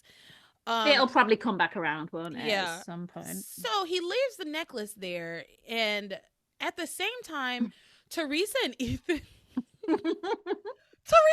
are getting it on in her childhood bedroom, and the doorbell rings. Now, I guess I can go ahead and say this. Theresa was ready to tell Ethan the truth. Yeah, and then she was. And then the fair play to your girl, LeTara. I'll give her this one. It seemed like she was going to. It seemed like she was about to tell him the truth, and then the doorbell rings. He goes to answer the door, and she's like, "You know what? It's fate." Yeah. And she's like, "Fate's telling me not to tell him. This is fate. It's fate. It's fate." So anyway, he goes to the door to figure out who's at the house, and it's a neighbor telling them that she saw an intruder go into their house, just some shadowy man. And so they then notice that there are like tracks in like fresh tracks inside the apartment or inside the house. So they follow them to Pilar's room, and Ethan opens the door and they see the shadowy figure standing there over Pilar in Pilar's room. Instead of turning on the lights, right? Like instead of hitting the lights, time. Ethan just tackles this man, right? He runs and he tackles this man. Because, like, I feel like, and maybe I'm crazy, but the first thing you should do is turn on the light. And you know what? Even if Ethan's the one attacking, Theresa, turn on the light. Yeah. Turn on the light so we can all see what's going on and who this person is. Like, you have an intruder in your house. If they get away, you want to at least be able to ID them, right? She's in shock. She's got a lot going on. She does. You know what? You're right. She does have a lot going on. She does. Okay, I'll give her that. But still, nobody turns on the lights. Ethan attacks Antonio, tackles him to the ground. There's a struggle ensues. During the struggle, they knock that necklace onto the floor. So now it's off the nightstand. It's between the nightstand and the bed in a way that you might not see it if you weren't necessarily cleaning or looking over there. And then Antonio takes a chair or something big, throws it through the window at Pilar's house and escapes out the window at his mama's house, where he has told her, "Oh, I love you, Mama. I'm sorry, Mama. I don't want to cause any more hurt." You don't think it's going to hurt her to feel like shards of glass flying in her room? Yeah, you broke the window instead of just being like, "It's me, Antonio."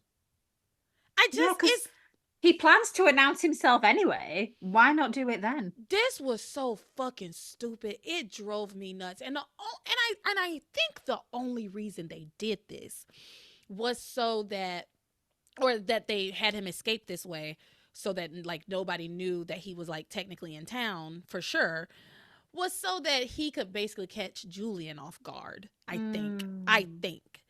I'm not sure because this was one of the dumbest. I've seen a lot of dumb Feel things unlikely on this to show. get to Julian. Maybe Julian would find out. I get, yeah. I've seen a lot of dumb things on this show. This takes the tomato soup cake.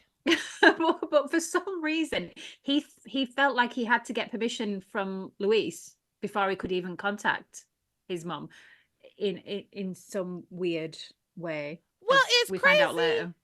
because he does all of this shit, and then later he calls the house. It's just like, just you were there. And the fact, though, the escape is what drove me absolutely bonkers crazy, because first of all, you have like destroyed a window in your mom's house, right? Yeah. Now they got to get that fixed. It's like that costs. It costs money. You know they don't have a lot of money. On top of that, it's the middle of winter in New England. It's going to be freezing cold in the house. So now your heating costs are going to go through the roof too. Like, it's the holidays, so they're probably not going to get anyone out for a while. Yeah. To fix it. That was so weird and gross. I don't like him. He makes poor choices. He's a bad decision maker. And you know what? Maybe you should just leave your family alone, because look at what you do when you come back. Look at what you did when you came back. But for me, it was like, you're already there. You're being attacked, and it's crazy because when he ran away, right? He gets out the window. He's like, what did he say? He says, he knew he should never have come home. Yeah, I knew I shouldn't have come home. I knew they would be upset. I never should have come. I knew I never should have come home. How did you think they would react to an intruder in their house? Yeah. Nobody knew you were there. Like he says it as if like they were attacking him because he's Antonio. They don't like him. Nobody knows that that's you, dummy. He could have said, "It's me, Antonio." Yeah. Yeah. And it's not. Oh my God! It just drove me crazy. I knew I shouldn't have come home. No, what you shouldn't have done is broken into your mom's house and then lurked over her in her fucking sleep, and then went into like this struggle with somebody who was just trying to protect the house that they live in. And it's not to do with the fact you're Antonio. It's the fact that you're a perceived burglar / weirdo. Yeah. And then broke the window to get us to escape, of only further reinforcing the idea that you were just a burglar all along. Right? He's an idiot. I cannot stand him. He really sucks. He really sucks. Meanwhile, Pilar's like, that was my son. That was Antonio. I mean, she's not wrong. She's not wrong, but she's just like, and it's not, and she thinks this not because she heard him talking to her in her sleep. She just says, a mother knows, I know my son was here. I know his presence. I have this bond. She felt him. I've had this bond with my child since he was in my womb. I know my child was here. Girl, he broke your window. I'm sorry, I'm not going to get over it. He broke the window. Throw you off, but she sensed him. But at this point, Luis has arrived and says it couldn't have been Antonio. He'd bet his badge on the fact it was a burglar. Yeah, he gets the call at the wharf, which is how he misses Sheridan at the wharf, about the break-in. He comes home, doesn't believe that it's Antonio. Again, Pilar's just like, I have a bond with my child and I know it was him. Later she uses that to guilt Theresa even further. like she takes this moment. It's crazy because she takes this moment where some strange man was in her house, whether she thinks it was Antonio or not. He did break the window, which is psychotic, right? Like, that's weird. That's weird. And if it is Antonio, why didn't he just fucking say so, right? So she takes this moment where her life may be in, like, some serious danger to look at Theresa and be like, yeah, I know it was Antonio because I had a bond with my baby in my womb the same way you have a bond with your baby in your womb. So you must not get the abortion, Yeah, Theresa. she said you already have a bond with your baby, don't you? It's like, do you Oh. really feel like this is the time, Pilar? Shouldn't you be, I don't know, cleaning up some glass? But again, I guess because of the extreme religiosity, she might feel like her daughter's soul is in peril were she to go through with the abortion. So maybe that's why it's a top priority. Yeah. Yeah. Yeah. Yeah. All right. So, the next day, which is actually New Year's Eve, Antonio is like back on the boat. So I was wondering where the two of them were going to stay because they're like Yeah. bringing the boat back to Harmony and then ostensibly turning that boat over to Beth. So then I Does thought, Beth not want the boat anymore? I They've don't been on know it for a week. where the fuck is Beth, honestly, because she had said she was going to be there when They were going to have a meal yeah, over Christmas. they were supposed to go to the lobster shack. Yeah. So I don't know. Anyway, they're staying on the boat, which makes sense. They're sleeping on And the in boat. this week, have they not left the boat? Has no one seen Sheridan roaming around Harmony? You pose excellent questions. Yeah, they've been in Harmony for a week. Do they not need food? They've been in Harmony for a week, and Sheridan Crane is extremely famous in this town. She's America's princess. She's America's princess, let alone Harmony's. The people in this town. Well, apparently she's the American princess that nobody knows what she looks like. Mysterious. So yeah, you're absolutely right. They've been in this town for a week, and nobody's seen Sheridan and been like, oh my God, y'all, I saw Sheridan Crane. Like she just walked into the book cafe one day to get coffee and then just left. No, so they've been sleeping on the boat. Brian, Antonio, whatever you want to call him, he has like a dream that he went to see Pilar and Luis turns him away and he's like, we don't want you here, get away from my mama.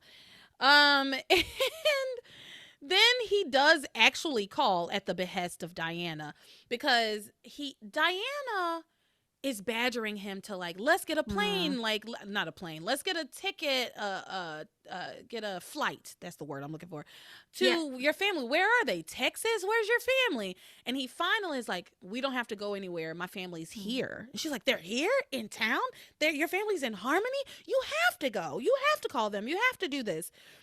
He keeps telling her, my family's better off without me. They don't want to see me. But she's like, no, your mom wants to hear from you. There's just no way she doesn't want to hear from you. And then she guilts him with her amnesia, which made me laugh. Yeah. She's just like, I have amnesia. You're so lucky. You know where your family is. And they're right here. I don't know anything about my family. Okay, girl. She guilts him with it. And so he calls it's home. kind of a good point. It is a great point. She's like, if I knew who my family were. Yeah, you can see it.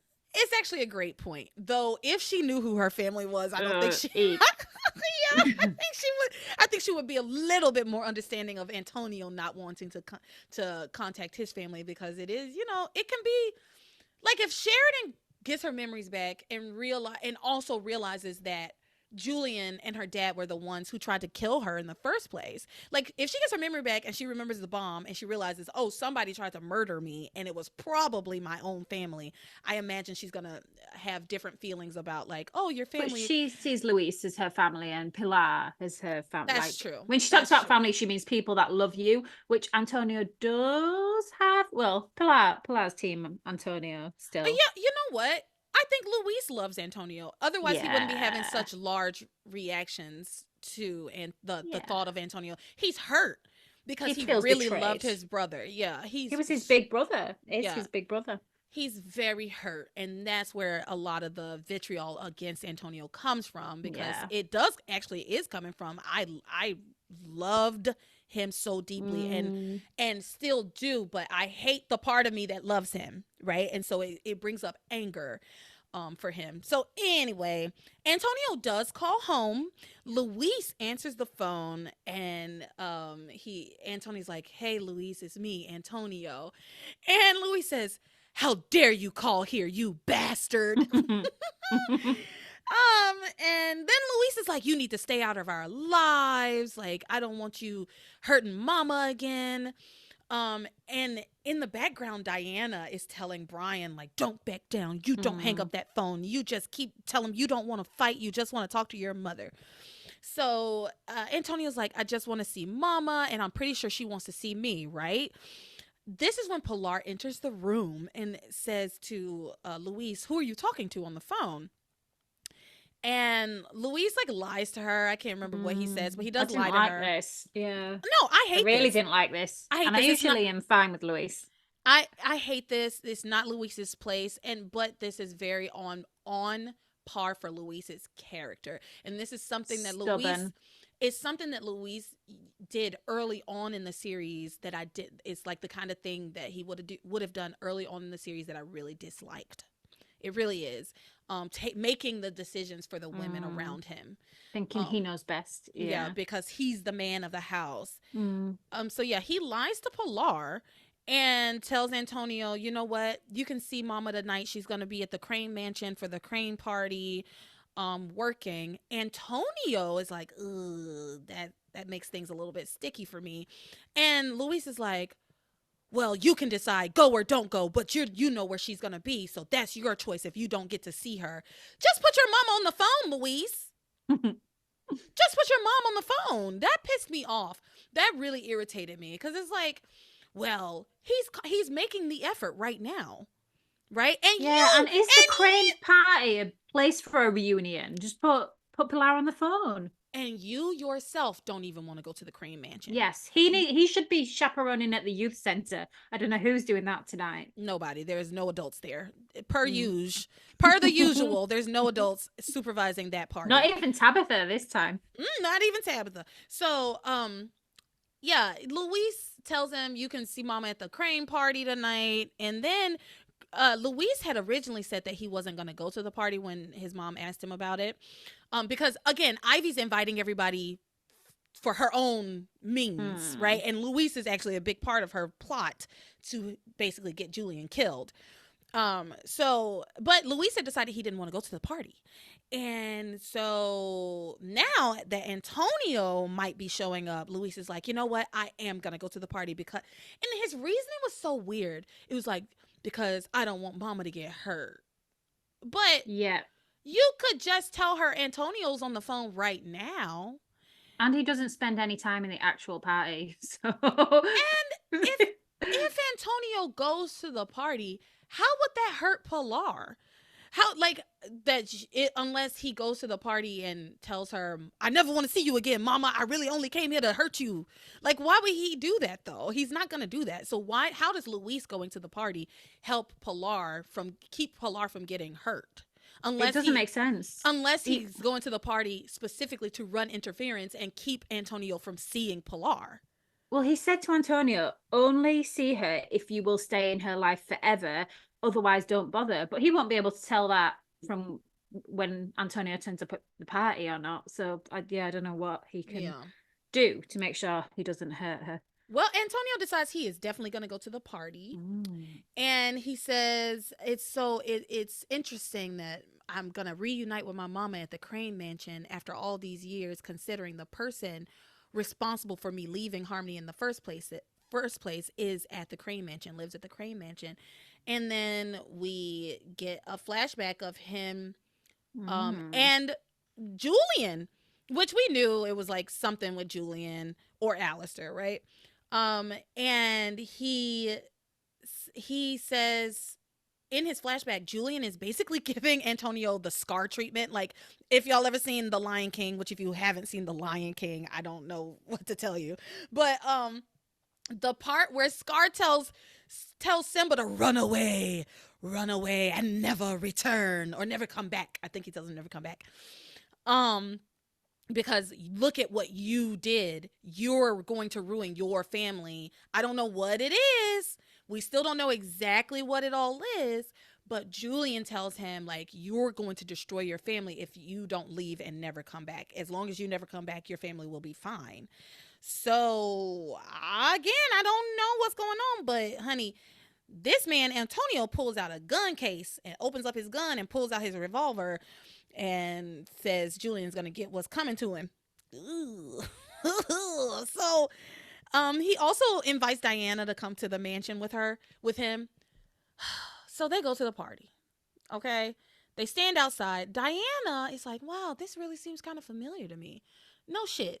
Come on, y'all. Passions, come on. Again, when they just uttered the word harmony, she had the most intense reaction. You mean to tell me this lady sets foot on Crane property, is walking around Crane property, and she keeps getting like these flashes, but it's not, to me, it's not intense enough. She's not getting enough memory back for me. Why doesn't she recognize the gazebo? Because Harmony has gazebos. It's the gazebo from her dream. Yeah. I guess this is addressed. Antonio says all gazebos look the same. He's so annoying. All gazebos do not look the same. That's so stupid. But yeah, and that was mean to his dad. It's like saying he makes generic gazebos. Yeah, just a little. He just got the little kit, and it's the same one all over the place. I don't know. She sets foot on this property. She's not having enough of a reaction to it. I mean, y'all, remember how just fucking horrified Sheridan was when she came back to Harmony and just kept having those horrible dreams about being a murderess. Do y'all remember that? Yeah. And like that stuff, those are like repressed memories for Sheridan, actually. So it's almost the same, because at the same time she was having like mini amnesia, I feel like, at the beginning. And now she's like in full blown amnesia. But I feel like she should still be having like a really big reaction to the Crane mansion. Hearing the words Crane. Right? That's your name. Yeah, but the headline didn't do anything for her. That's right. Yeah, that's right. She saw the name Sheridan Crane and it didn't, and it rung no bells. This show is crazy, but a rose bush will send her over the edge. She has all these flooding memories of the man she loved. I don't know. The Sheridan Louise stuff, the amnesia stuff has gotten so old for me. Yeah. And we're going to do it for so much longer. And I'm so upset. It just upsets me so badly. So I'm going to move on. They go to the mansion. She feels that it's familiar, but then she says, no, there's no way I've ever been here before. And then she goes for a walk around the grounds. She has a memory of a cottage, and she thinks, well, maybe the cottage is around here somewhere. At some point, these two people kiss, but maybe I just haven't gotten there yet. I don't know. Two people. Sheridan and Antonio do. And Diana. I think it's around this portion. So she walks around the looking for the cottage. I've got details because I think there's an interesting detail here. So they have a smooch when it's the bells are ringing for New Year. Luis actually sees them kissing, but he's like, no, Sheridan's dead. She wouldn't be here kissing another man. And Sheridan says she's got a feeling it's going to be a good year for both her and Antonio. She says, I'm so lucky you came into my life. You're a good man, and any woman would fall in love with you. Notice how she doesn't say, I love you. I think she's trying to convince herself Antonio will do, which is... You know what? That's wonderful analysis, Lisa. Thank you very much. You're absolutely right. She's trying to convince herself that Antonio will do. This will do. And Antonio says I feel exactly the same way, obviously, but he's taking it as I love you. He's saying I love you too. But yeah, what she said was interesting. And yeah, they kissed, and I think, she has a lot of like hot memories of her and Luis and their sexy time, and what she has with Antonio isn't quite that. No, pales in comparison. It does. And so they then like break up. I can't remember why. Because he wants to go see his mom, but I think he asks her to wait there for him, and she says she will. Yeah. But then they have a walk together. So like he decides not to go inside. That's what it is, I think. He wants it to quieten down. Yeah. He's so worried. He can surprise his mom. It's so weird. He's like, I don't want anybody to see me and then tell my mom before I can tell her. But you literally can see your mother through the window. Just walk over to her. Like, yeah, you could go straight there. She's right there. So you could just go, and honestly, it would still be a surprise because he's like, I don't want But to maybe spoil he the doesn't want surprise. Julian to see him or any of the cranes. Maybe he wants less people there so he can just grab I her. think he definitely wanted Julian to see him. That's why he brought the gun. No, he didn't bring the gun. He He didn't? said he didn't bring the gun because he said he like looks at the gun and he's like, I'm going to take this to be prepared. And then he's like, no, I don't want to take a gun to see when I'm going to see Mama. So I just he was assumed he thinking brought about it. taking the gun. But then he's like, no, I'm going to see Mama. I'm not going to take a gun. So yeah. Thank you, because I just assumed that, and I shouldn't put anything past Passions. I just assumed that they would show us a gun, and that would just be the next logical step, is that he takes the gun to the mansion with him. Like, why did he break up the gun in the first place? But it's just to show us that he has a gun. Bit of doubt here. Yeah, they're putting out there that he's got a gun. Yeah. But yeah. Okay, so they then meet back up and like walk around the gazebo, and she's like, oh, this gazebo does look familiar. You know, it's a very nice gazebo. And Tony's like, yeah, my father built this gazebo for my mama. And then Sheridan's like, huh, that's so weird. I remember somebody else telling me that their father built a gazebo. And she's like, who could that be? I don't know, maybe this guy's brother. So who else? Yeah. Who else have you had memories about Sheridan? No one. After this, there's they do separate, and again, I don't. Is this where the sound cut out? Some sound cut out, I think, at this point in the episode. Yeah, some sound cut out. So I'm just gonna have to fill in the blanks as much as possible. But basically, they have separated on the grounds. She's looking for this cottage. Because she's like, maybe it's around here. I feel like it's close by, even though she doesn't tell him that, because he obviously would know what cottage she's talking about, right? Like, he grew up in that cottage as well, right? At least that's what they told us. They used to live in the cottage. The Lopez Fitzgerald clan used to live in that cottage. So anyway, he then runs into Julian right after Julian has escaped from TC. And Julian, I'm so sorry. I'm having the hardest time talking.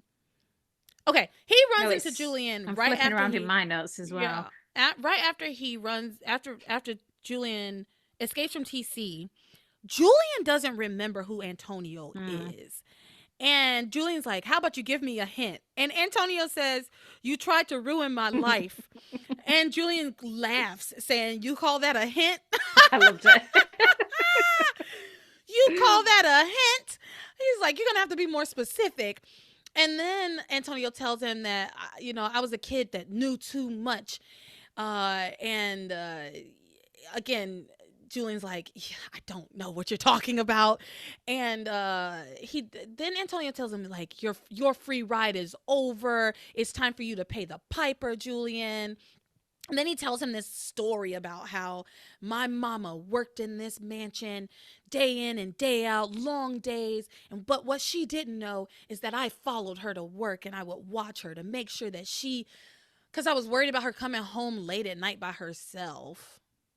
I thought that's what was going to make you warm to Antonio, but it didn't happen. No, go to bed. Your mother is a grown-ass woman. And how far is she possibly going from the Crane Mansion to your house? And also,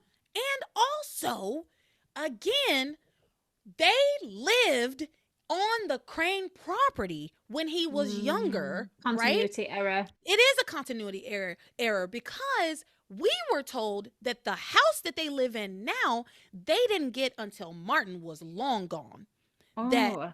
Was it Ivy helped them get that house? Or we Julian, know Antonio left after Martin disappeared, but we know it was a short time after. Right. It wasn't. But then there's little boy flashbacks to him in that house. Yep. So they done messed up. Yep, they done messed up. But whatever. Passions is not known for being meticulous, right, in the details. So he tells them, I was spying on my mom, and in that time I saw a lot of things that happened here at the mansion. And he tells him, I'm not going to leave here until you pay for what you did to my family. And then he says, I'm Antonio Lopez Fitzgerald. And now that I'm back, it's time for you to get what you deserve. You stole my family from me, and now I'm going to take your life from you. Yeah. Another death threat. Yeah. And so he like pushes Julian and pushes him down. And Julian's like, think this over, think this over. You don't want to do something that you're going to regret in the morning. Yeah. And Antonio says, you think I will regret ending your life? It'll be the best thing I've ever done with my life.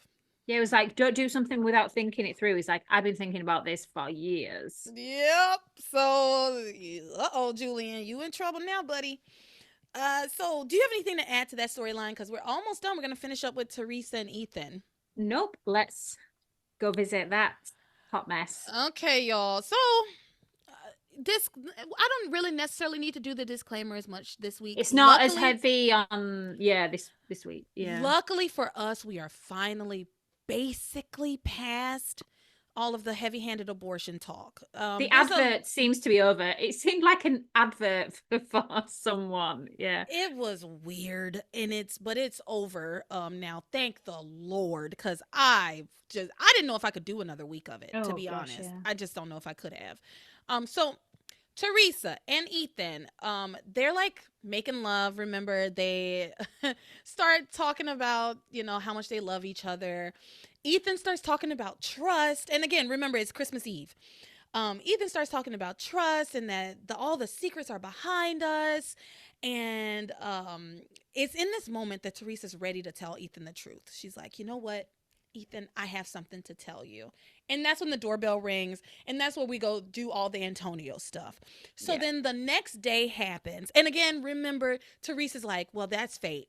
That's fate. What else could it be but fate? I'm not supposed to tell Ethan the truth, obviously. It annoyed me when Ethan said, trust is what makes our relationship so special. I was like, why? She's told so many lies to you. Why is trust what makes your relationship so special? Yeah, and it's like he knows about a lot of the lies at this point. So he's delusional. He's in love. He's got the rose tinted glasses on. Yeah, he's obsessed with this crazy girl, and this crazy girl's obsessed with him. And I don't think he's ever had anybody be so in love with him. I think Ethan loves how much Theresa loves him.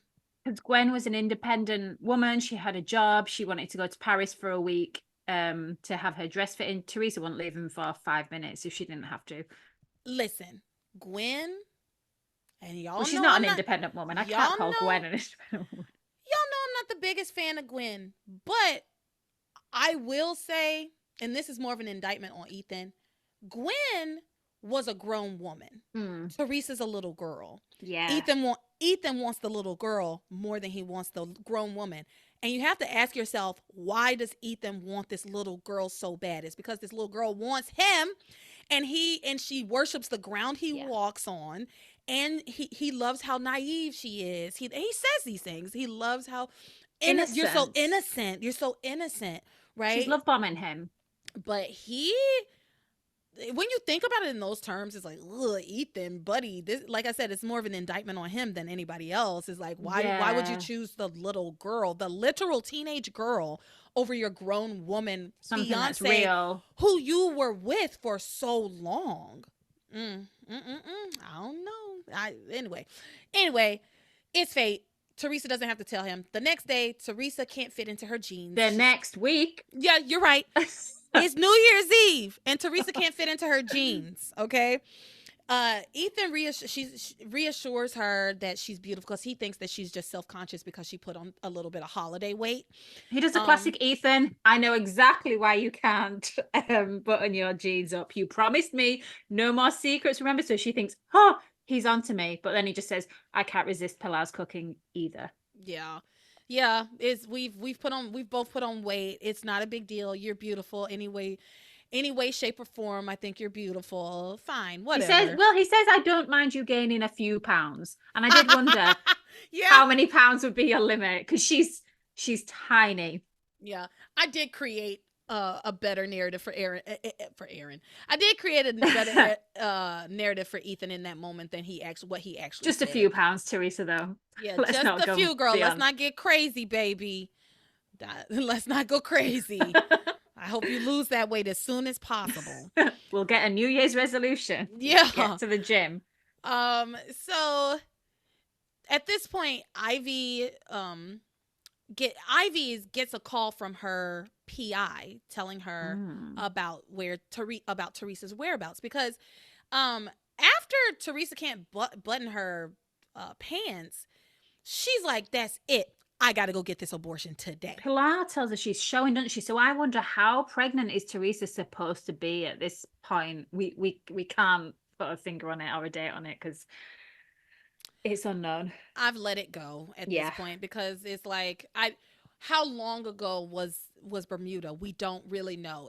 Days become weeks in harmony. We don't know. Yeah, in real time, and I'm not even talking about like show to show, but like in real time, it's been maybe 2 weeks. Yeah. Like based on like the episodes, but I think it was Maria that said to me, you know, you really just have to think about days have passed between some of the episodes. You just have to say days have passed, or a week has passed, and it is what it is, and move on with your life. We do need to let it go. Yeah, but it hasn't been that long since they were in Bermuda, so. But yeah, she's showing, and she decides it's time. I gotta go. I think Pilar tries to kind of talk her out of it again a little bit, but Theresa goes on about her business. Meanwhile, Ivy gets a call from her PI telling her that he got pictures of Theresa going into an abortion clinic. Then Ivy's like, that low life, and Ethan will despise her for sure if she goes through with this. Again, we have created this weird narrative that is based and rooted in no character development. None whatsoever. I've been given no indication that Ethan or Ivy, for that matter, have this such a hard line stance against abortion. Right? These I have no strong reason beliefs to have come from nowhere. I have no reason to believe that, especially when it comes to Ivy's ass. Like, girl, talk about unethical. Talk about sinful. Please. The shit that she's doing with John right now is, I mean, and is reveling in it. Like, she doesn't even feel guilty about it. At least Theresa is struggling with her decisions. I felt like it was more Ivy talking about Ethan's belief. Oh, Ethan would hate, rather than her personal belief. Ethan's very pro-life, obviously. But here's the thing. Where did Ethan get that from? Number one. Yeah. Number two, she calls her a low life. Like, to me, that one little phrase, her calling her that low life, in response to Theresa's going to get an abortion. Yeah, I thought it was just she generally thinks she's a low life, but yeah. So Ivy's now moralizing. She's got some nerve. Yeah, and again, I haven't been given any reason to believe that they would have such hard line stances against it. But whatever, that's what it is. She says Ethan's gonna despise her if she goes through with it, and then she's like, you know what, this is actually working out even better for me. And so then she calls Ethan to invite him and Theresa to the mansion for the party tonight, and says, you know what, how about you just invite the entire family? I would love them all to come. It's gonna be a lovely party. Ethan at this point is like so worried about where is Theresa. Yeah. He's like, she didn't tell me where she was going. And Ivy's like, well, maybe she was just going to shop it is a special occasion. Maybe she was going to go get a dress. And he was like, she would have told me if she was going shopping. Why are you so weirdly suspicious, Ethan? You know, she went out. Yeah, I felt that. He seems overly concerned. She went out. So meanwhile, Whitney catches up with Theresa at the clinic. Ethan's all worried about Theresa and where she is, what her whereabouts are. So he actually calls Whitney. Now, at this point, Theresa has been sent back to the back to get her procedure done, right? And he calls Whitney, and he's already at the party at this point. Time flew. Time flew. So he's already at the party. Tells them about the party. He's like, oh, please bring Theresa to the mansion. My mother's throwing a New Year's Eve party. So when Theresa comes back out, she's shaking, right? She's like limping. It looks like maybe she went through with the whole thing, right? Well, that was why Ivy put in a throwaway line, didn't she? So she's like, oh, but she might not come to the party if she's had that done today. But oh, she's so desperate to keep up appearances, so she definitely will. That's also why I was wondering how far along Theresa was supposed to be, just thinking about what the effects of this procedure might be for her. But what are you even able to do? She looks frail, doesn't she? At the kind of the party, you see her like leaning on a table and stuff. Yeah. So she comes out. She's looking not so great, shaking. And Whitney tells her about the party and says, but we don't have to go. Like, you shouldn't be going in like your condition. And Theresa insists that she has to go to the party because it would just be suspicious if she didn't. Mm-hmm. So they go. And they arrive just in time for the New Year's countdown, right? Like, they get there and everybody's like, oh, Ethan's like, I was so afraid you would miss midnight. And then everybody does the 10, 9, 8, Happy New Year. And they kiss. And so now we're in 2002, y'all. Woo woo. Oh, wow. We've made it into 2002. The PI, the private investigator, shows up to the party and gives Ivy the pictures that he took of Theresa and Whitney going in and out of the clinic. Ivy then explains that she's going to use somebody else to expose Theresa. So she then goes outside and she meets up with that tabloid reporter, which I did not think he was ever going to show up again. I really didn't think that this was going to come back. But she's going to use him. It's not a bad plan. It's not a bad plan. Keeps her hands clean. Yeah, because that's her whole thing. She's like, if it comes from me, Ethan's going to hate me. It has to come from somebody else. So she's been all night. She's just pretending to play nice with Theresa, right? Even though Theresa knows the contrary. She knows that. Theresa must be wondering. Theresa knows that Ivy knows. And yet, I don't know. I guess she has to play it cool. So what else can she do? Yeah. So Ivy meets up with that tabloid reporter outside, and she tells him that Theresa is pregnant. And he's like, big fucking deal. Like, why am I here? And then she's like, well, she had an abortion. And then he's like, again, big fucking deal. He actually says it happens every day. Why would I write about that? Which, thank you, Passions, that at least there's one person who's like, okay. And so then she says, well, she aborted Julian Crane's baby. And that's when his ears perk up and he says, you know what? I'm listening now. That's a story. Yeah. That's a story. She says, no one can know that this information came from me. If anybody asks you, just tell them it was an anonymous source. And then she gives him the pictures, tells him to show them to Ethan tonight. This tabloid reporter says that's basically signing Julian Crane's death warrant. I'm not going to do it tonight. Like, that's just heartless. Even I won't do that. Yeah. Said even I'm not that cold. Yeah. And she says to him, if I dug up all this dirt on Theresa, what do you think I'll do to you? Like, she says, I can ruin your life overnight, and have you exposed in your very own rag, basically. And so he says, okay, I'll do it. And he goes inside, and while that's happening outside, I do want to say this one thing. Pilar questions Whitney about what happened with Theresa, where Theresa was. Pilar and Whitney tells her, you really need to talk to Theresa about it. So Pilar goes over to Theresa, and Theresa starts to say something to her, explain something to her. And she says to her, you don't have to explain anything to me. I'm your daughter and I love you. And they hug, which is great, but it would have been nice to have about a week ago. Mama. Yeah, I put finally some good mothering from Pilar. And then again, in the clinic, I also like the fact that Whitney turned up and Theresa was like, you're not going to give me another lecture. And she's like, no, I'm just here to support you and I'll be here when you come out. So I'm like, finally, Whitney's been the friend that Theresa needs and Pilar's been the mom that Theresa needs. Yeah, so they hug, and I did like that moment, but I did feel like it came so late. Yeah.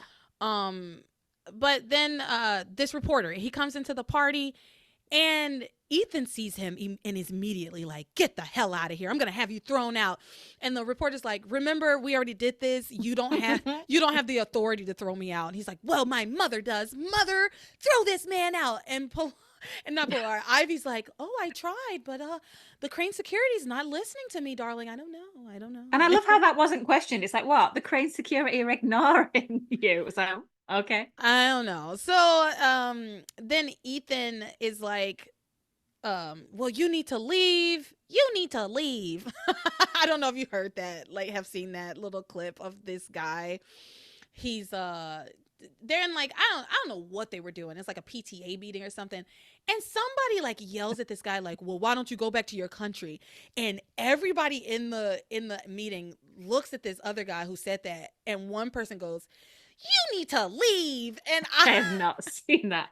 No, it's like fucked up, but like that "you need to leave" sound is all over, used to be all over TikTok, and it's just like a hilarious sound. And that's how I heard Ethan talking to this reporter, "You need to leave." And but he won't go. He says, "I'll go, but I'm here to ask you about Theresa. I've been told, and I want to get your response about her pregnancy." And so Ethan's like, "Theresa's not pregnant. And why would your readers care about a loving couple having a baby anyway? Like, why would you even be writing about this?" And it is at this point that Ethan and Chad both get physical with this guy and try to drag him out of the party. And meanwhile, Theresa's like panicking, like, how does he know? Who told him? Like, what does he know? Right? And he says to Ethan, "I'll leave, but you have to prove to me that Theresa's not pregnant." It's like, just get the fuck out. What do you mean? And Ethan says, fine. Boy, if you don't keep throwing this man out, just throw him on out the door. Ethan's like, fine, I'll have Theresa tell you herself. How in the hell is that proof? How is Theresa? What do you consider proof? How is Theresa saying, "No, I'm not pregnant"? Proof. That's not proof. So he calls her over to confirm that she's not pregnant, but we get no answer from her. That's where we ended with them this week. Yeah. You have anything to add to that? Are we done? Yeah, that's it. All I have is my burn of the week, but there was slim pickings this week. So I went for Tabitha to Timmy. She said, "I see your sappy little angel girl left out one teeny weeny ingredient out of the humanization of Timmy. Still haven't got much of a brain." Oh, yeah, she did say that. It was mean. It was mean. Tabitha's mean, but she's our queen of mean. Actually, she's like fourth in the running for the queen of mean, honestly. Yeah. She admitted that herself, didn't she? She was like, "Oh, Ivy, I better watch out. Ivy might beat me for public enemy number one." I thought, everyone thinks you're a sweet old lady, Tabitha. You're not public enemy number one. No, Ivy is number one, queen of mean. Rebecca is number two, queen of mean. Agreed. Believe it or not, Eve is number three, queen of mean. And then Tabitha falls behind Eve as far as being evil. I mean, even if that, when Theresa was attacking Ivy's wheelchair with the poker, she had menacing in her eyes. Yeah. She's far if she's lucky. Yeah. Tabitha, Kay? We haven't even said Kay. Tabitha hasn't even killed anybody in so long now. All she's doing, and now all she's doing is sharing her drugs with people. She got soft. And that's nice. That's actually, sometimes when you think about it, she shared her party favorites with TC. She's just a lovely, eccentric old lady. Yeah, she is. So that is it for the episode this week. Thank you all for listening. Thank you, Lisa, for being here. We will see you again next week. Can't wait. Yeah. You want to tell everybody where they can find you online? Oh yeah, I am at Make Everyday Looks on YouTube and Instagram. Perfect. And I will link that in the description. Thank you. And as always, you can find me on all the social media. Just check the link in the description for my link tree. So with that, you are my passion for life.